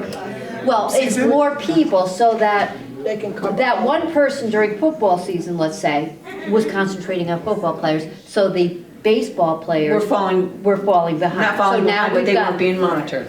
But so now we've got 4 people doing it. And we also know when the season, when it's off-season, we tend to let them go. Right. And So this what's time- the difference in the description besides having 4 different people? It's really just saying that it's Increasing staff. number of hours. They're being cut by 4. I mean, it's being cut in quarters because it's one And they're all job is gonna be being at, made they all for. have to be at the high school. Yes. At their sports delegate. So are they being delegated by sport or delegated by student is the question. So if say your student athlete population is 300, that's being big, but say it's 300, and you divide that by 4, do they follow the athlete or follow the sport? Because I think it makes more sense to follow the athlete than to follow the sport, because if they play multiple sports, it makes sense to do it that way. Because some people have strength in one area and not another. Right. And I would think that they would work that out, how they're gonna divide it up. Could, yeah, some kids are wrong. Yes, sir. I was just gonna say, I think that at the high school, they'll be able to figure out how exactly to best slice that. I think what confuses me is the fact that they didn't figure that out before now. So that was why I had the question. And it was between 2 people, so they were double the, so it's definitely a bone of contention. Remember when they did the interview, one of them said that one was gonna concentrate more on the community, going, checking with them at home, and the other one was gonna do something else. Right. But what we were saying, the job was just too big. For 2 And people. it didn't cover everybody, so this way you get more coverage It's for the more other coverage, sports, right. yeah. And then I do have And I another. don't even care about sports, but, You should, because sometimes that keeps them off the street. well, I understand that, but there are other ways to keep them off the street too. I'm just saying. What was your other point, yo? It says, where is it? Minimum requirement of 3 afternoons each week. However, the primary function is arrange study time and extra academic support. Is that what they're going to do? Are they going to run the study halls and provide the academic support? Like, are they just going to My sit? understanding. Yeah, that was how they planned it, was that's how they could reach the most kids, would have them be in those So study they would halls. do the study hall? Right. Yeah. So they get to know that Right. person Yeah. face to face? Yes. Okay. Yes. Okay, because I do think that's part of the issue, is they don't know the students. So when so-and-so shows up, it's like, I don't know you, who are you to me? You know what I mean? So, okay. No, I think it's very important, you know, like, I know some people very much in the arts, I'm very much for both. It keeps kids engaged, and, I do understand. you know, these kids, a lot of our kids, I they said I can go didn't care, not places, that I don't know. understand. They can go places if they have the supports in place. Yeah. And they keep them on the, a lot of things, if you wanna go, you wanna be a D1 athlete, you have to understand the timing. You have to understand the grades, you have to understand everything. And some of our kids, they miss out because they don't understand that. You know what I mean? And that's what that academic person should be doing, keeping them on track. I know, sorry. All those in favor, signify by Sorry. saying aye. Aye. Those opposed? Motion to approve job description for the Director of Curriculum Development? Motion. That is new? Can we second it and we can Second, discuss sorry, it? second. Oh, I did motion. Oh, Yeah, okay, but nobody then we seconded it, so seconded she's it. seconding it now. Go ahead. It's Discussion. a temporary, it's funded by the Commissioners Network, and it will end when, and it's specifically aligned to the network's goals and objectives, as I recall that. And if I remember correctly, Nancy said because they don't have department heads anymore that used to do this work. Yeah. And then they used to pay. Curriculum, people the to do coordinators it. are the different. Right. Yeah, Do you want me to talk a little bit or no? please don't. Okay. I just, because I need an explanation of, I kind of you are figured. Commissioners Okay. Network in a union. When I'm union, I have a job Is it in my contract in Local 51 that if my job is funded by a, no? So let's say, Okay. let's say you hire somebody that's being funded by Commissioner Network. He or she, 3 years from now, if a position gets no eliminated, longer they funded. have a right to bump somebody who is junior to them or less Newer. experienced. So yeah, that's with the teacher, that happens all the time. Yeah. Okay. So your seniority does not go away regardless of your funding source. No, if they're qualified for a job, Right. they have the, all the rights. But most people have more experience, so yeah. Especially if you're, I would assume if you're a director of curriculum, you would be a little more. Yes, Mr. Mercier. Just in general, and I don't mean this directed at any particular board member, but I would appreciate if board members would wait to be recognized by the chair before speaking, because sometimes we are talking over each other and it makes it difficult to follow the conversation. And it's just as a reminder, it's usually proper to wait for the chair to recognize someone before you speak, just so that, conversation can be even and that it maintains some focus, that's all. Thank you, sir. Any other questions, comments, or concerns? Yes, Mrs. Siverson. So, Commissioners Network, but K through 12. So this is district-wide K through 12. Yes. They would be doing. It's temporary. We are, this is coming out of the New Britain High School's commissioner funds this year to fund this temporary position. We've been in contact with the state. We are up for another 4 Commissioner Network grants next year. I'm working with them now on those grants.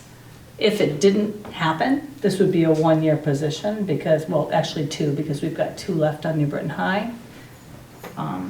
And I can bring this to curriculum and talk about it more at curriculum to give you the outline of hiring this director with the sole purpose of curriculum development and revision, district-wide K-12. That's the only position, that's their only task, along with 14 specialists. And you'll see that come up when we are awarded the other grant dollars for the 4-commissioner school. Each of those curriculum specialists will be responsible for directly reporting to the director of curriculum. They will be developing curriculum, but they'll be based in the building. So they'll be based in the building to ensure implementation rollout with all teachers that they're supported. It's a 3-year, probably 4, because the Commissioner Network, we usually get to extend another year. And we're partnering with Ed Advance, that's the other expense. Jonathan Costa, who is coming in to help with the director and those 14 people. Teachers will be brought in along the way, but the work is not going to be on our current teachers or administrators because we are already strapped in. And I've talked to Desi Nesmith, the Chief Turnaround Officer, about this because there's no way for me to efficiently get a curriculum that's viable, K-12, and culturally sensitive and all of that within a 3 or 4 year period, realistically, with our current staffing. So it's our way of saying, okay, we're going to contract services, so to speak, even though they're going to be Board of Ed employees. Some of them will maybe, and this is what we're working now with Ed Advance. They might be contracted with Ed Advance, so that issue that you brought up about being a part of Local 51 and then having to be let go is a moot point because they understand that it's a 3 or 4 year temporary position. They're coming in. They have experience doing this work in other districts. We did go to visit Winchester to see the product and talk about the services that were provided. So that's our way. When we went to our last state meeting, the commissioner, the chief turnaround officer said, we can't wait 10 years for New Britain to have a curriculum. And I said, I agree with you. We have to, I mean, we know we have to improve instruction, but we also have to improve the roadmap that our teachers are following so that what they're teaching is the right stuff. She's just not gonna look over here. I am sorry. Slowly fading. It was not about not looking. It's about the fact that I am just trying to hold it together. I do not feel right well, there with and we have you. been here a very long Yes, we have. time. Yes, Miss Conley. You keep saying they. How many positions? 14. 14. So you see right now the director of curriculum. This is coming out of the current commissioners network at New Britain High School, Right. along with the cost of Ed Advance to do the work. The other 4 that we're applying for the cost advance is coming from the Commissioners Network. And I just want to make sure I'm clear that it's. But you're hearing it accurately. I'm hearing it, it's late. There's 14, it's all coming to Commissioners Network. You have approval to use it K through 12, even though Commissioners Network is. That's why I Yes. it was, yeah. Okay. So we know that the 4 schools that are up for Commissioners Network next year, which are Slade, Pulaski, Chamberlain, and Smalley, their teachers benefit from this. And I was very straightforward with the state. I told them exactly what our plan is. And they said the other schools are benefiting. I mean, the 4 primary schools are benefiting from this. They'll also receive some of their own money. We like to say 2/3, 1/3. So they'll get 1/3 of the $1 million, which we spend specifically to their building. And then the rest will go to improving the system, the curriculum, actually. And all the other schools will benefit from that as well. So the other All of the 14 positions will be, now you won't see the curriculum specialist job description yet. Next year is our year of planning with the state. You have a full year of planning. The money is not coming out of local funds, so the director is going to start up, and then we'll be able to hire the people she wants during that year of planning for the next school year. I know you mentioned a partner, sort of consultant-wise, and you said something about these people do that work. Are specific people being recommended for this position by Yes. that partner? Is that? Well, we're going to So they're interview. kind of a contractor, but that's Right. getting hired? We will interview, we'll also post internally because there might be someone who is interested. So they don't have the people for us per se. It's something that's going to have to go out and we'll interview for. They can recommend for us some people, but if we don't like them, then we don't use them. Okay, yeah, I'm always concerned about Me how too. strong those recommendations Right. are and It's a outsiders package. come in and Alliances continue to and tell us things what of to that do. nature. Yeah. Yes. Just in light of the fact that this may be something that's contracted externally or done internally, I'm just curious whether it might be beneficial to amend the union affiliation to be determined based on where this person is coming from, because if we hire someone who is essentially contracted through an outside provider, then they wouldn't necessarily be an internal union employee. I don't know if that's something that was discussed at personnel, but just something that I'm thinking based on the information here. What? My question was, this person be our in-house person who would then deal, if we contracted out for the other people, the person who would be overseeing Would they the go on project? Ed Advance's payroll? Is that what Are we you're talking doing? about, are we going to have somebody, are we going to contract Ed Advance or somebody to do the whole thing and not have a curriculum development person of our own? No, we have Ed Advance, who, and we have a director of curriculum, and then we have the 14. Gotcha. So it's the 14 who would likely be, or could potentially be contracted through Ed Advance. But the director would be the 50. The director be would still, our so then we employee. should continue to have that person associated with Local 51. It's currently in Local 51. It's a position in Local 51 currently, so we would have to bargain with them. Because it's already been To there. have We've had it them. before, we just don't have one currently. Got it. And Nancy, after they've done this, in terms of keeping updated or Maintenance. keeping up with this, what's the plan for that? So we believe that our current 2 curriculum coordinators that we have, PK5 at 612, and a team of teachers at that point can maintain and revise.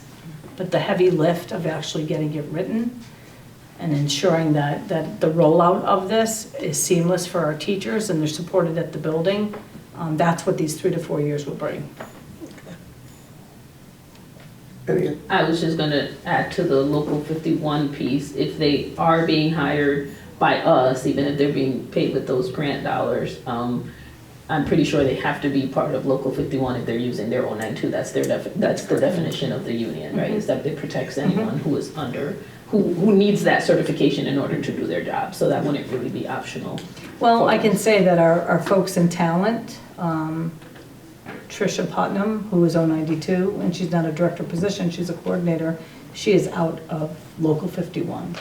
So we could negotiate, we could ask them. Right, there's usually like high cabinet is exempt, Yes, but that's exactly, not exactly, that's normally not, your no, and level we are management. assuming You that. can't just play with that, yeah. Right, they're gonna go into 51. Any other questions on this side? No? Okay. All those in favor signify by saying aye. Aye. Those opposed? Okay. Anyone want to forego the reports, or do we want to do them now?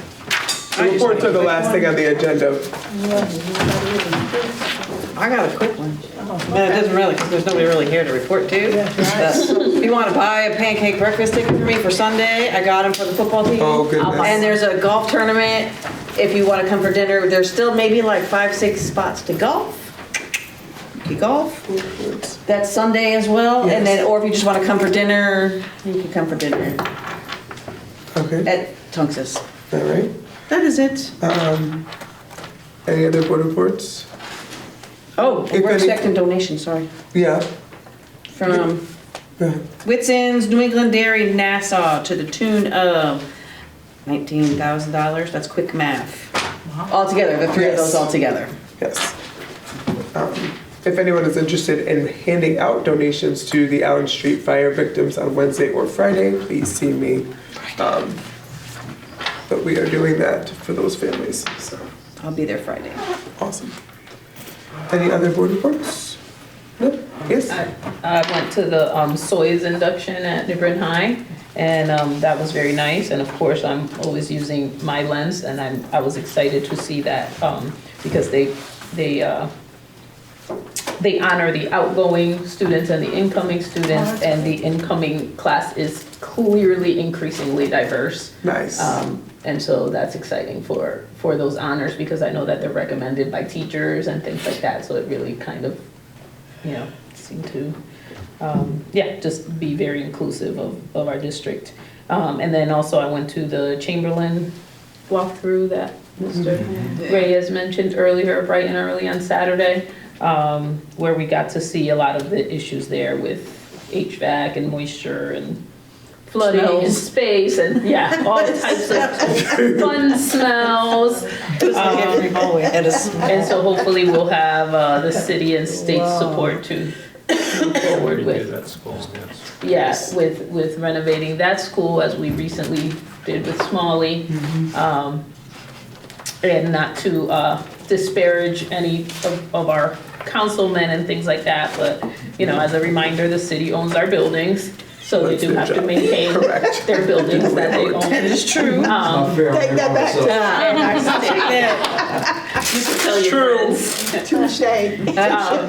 And we're lucky that the state reimburses us at about 80%. And Bobby Sanchez is going to be fighting for us to possibly get that up to 90%, which is pretty amazing. And at no municipality are capital improvements part of the budget. So when we're comparing per pupil spending, it's apples to apples, and that's that. So. Right. And yes. Just as a note, policy did meet. We're looking over changes and updating the student code of conduct, but it's a very lengthy document we started to go through, but looking at sort of student responsibilities, teacher responsibilities, parent responsibilities, and really defining that and trying to shape those commitments.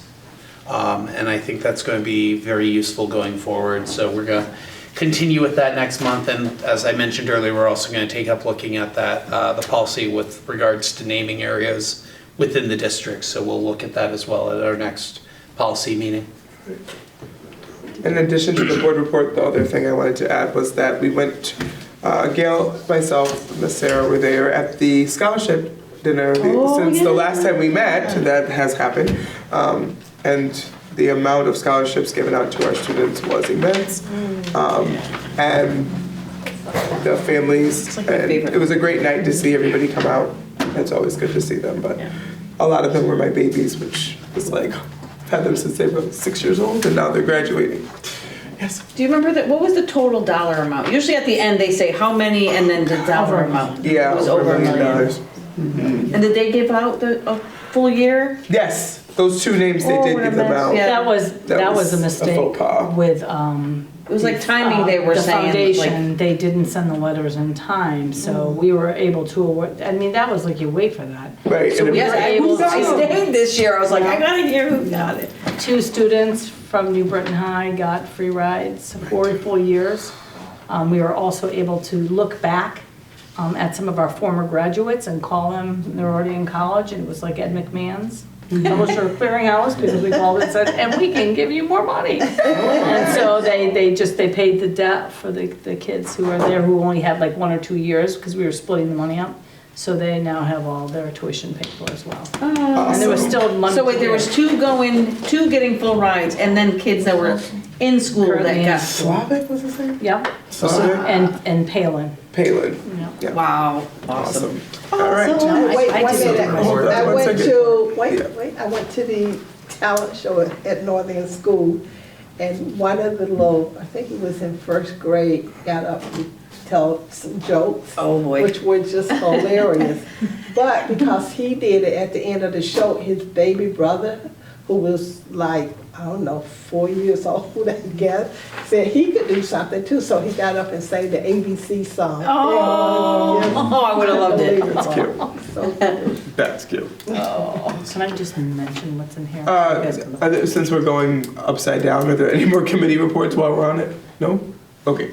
Superintendent's report, please. I'm gonna be, you can read it. Thank you. The tiniest little graphs in the world. Well, I just wanted to give you a snapshot because in July. World's smallest graphs. Well, it's not that small, and it's in color.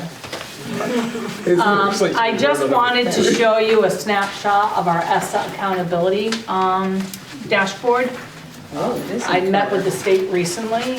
The one area that we still really need to work on is our chronic absenteeism. I will say to you, the overall school accountability index, which I will show you, you do see that we are increasing. The chronic absenteeism, clearly, I mean, you look at the trajectory and we are not following that path very well. And so our next year, Everyday Matters is our attendance campaign. It will be our theme of convocation and families. If you look at our ELA school performance index, we are slightly below, and we are also for math, but you will see for ELA that we are increasing, just not at the rate they want us to. That's as far as school, the performance index. What I do want to show you, I'll make note of that in the next. Our 6-year adjusted cohort, we're slightly above, trending above, and we are also for the 4-year adjusted cohort graduation rate. There's a second, I'm so sorry, it's so small. I'm really sorry. What I want you to notice is the highlight. So the first one shows where we are, right? What our SPI score was, and we knew that we're above Norwich.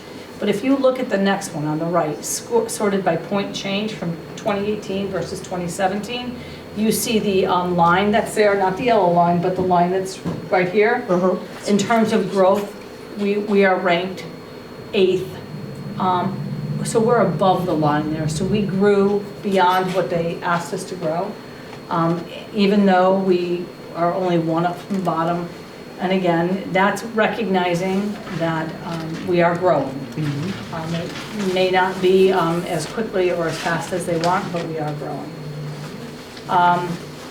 Do you have 1 minute to just watch a quick 2-minute video? Oh, this one is awesome. I saw this. Oh, if you already saw it, then I won't show it. Has everybody seen it though? Yeah. The Go. So this is Go Baby Go, Yeah. and Papa's Dodge is generous, has donated an additional 200 cars. Oh, that's Oh, no way. But storage is a son of a gun. But we are going to be bringing these projects down to our middle school students as well. We just fitted 2 more students last Thursday, so we have a total of 4. And the good thing is we're going to be moving beyond New Britain's borders. Once all of our babies get it, we are going to pay it back to other districts whose students have physical impairments that keep them from walking. Is this to be used just in school? No, this went home. This went home. She said it's storage. Okay, play the video. I thought you saw it. Oh, you didn't see it, Mira? Oh.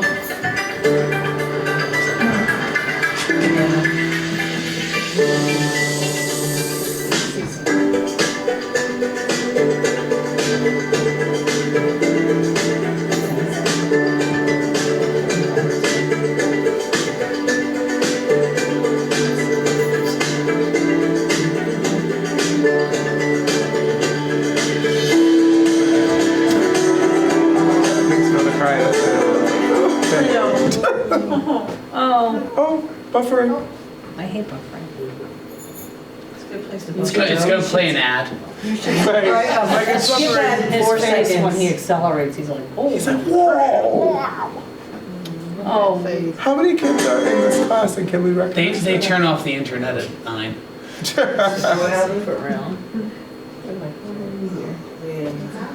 Maybe it's tired. So where is this? This is our tech one. On your That's CCSU. Facebook? Yeah, I mean, It's yeah. been shared all over Facebook. Okay. Yeah, actually CBS covered Not to watch. it. And Inside Edition was there last week interviewing our students and CCSU Oh, students. wow. Okay. But I it's, haven't been on Facebook in a while. yeah. Keep up. What's that? That right there. How many kids are in this? See how it has In the tech ed program, oh, we have multiple. These are kids in the manufacturing. Wait. Yeah, it's just not loaded. Well, I thought about bringing them for Yeah, it's just not buffering. Just stop. Okay. Go home and watch. Yes, go home and watch. Touch it up. There's other reading for you too. Please read it. I was trying to, and I didn't want to say my last sentence for the camera. Sorry, I'm going to say one thing. We had 85 transfers last year, and it was a painful last year. Of those 85 positions, 6 people moved. So when I say change is tough, it's been a rough year for our staff and for our teachers. And they've plowed through, they work hard, and they're tired. They're tired. And so I was pleased to see Sal come tonight and talk about helping bring some professional learning into and being a part of the solution, because that's what it's really about. And I think we learned that from our STEAM kids about we have to be a part of the solution. It can't just be coming, right? And so I was pleased with that tonight too. So thank you for everything. It was a good year, good learning year. Excellent. Motion to adjourn. No, I just want to say, when looking at the budget and stuff, I'm sorry. Looking at the budget, I think you did, I don't know who did it, I know it was a combination, a good job of offsetting things and, finding savings, increases without increasing the amount of money, increasing the staff. So I thought you did a good job. And Kevin, I mean, if I can understand this budget, you are a genius, and I understand. So, thank you. That's all. All right, motion to adjourn? We already adjourned. Okay.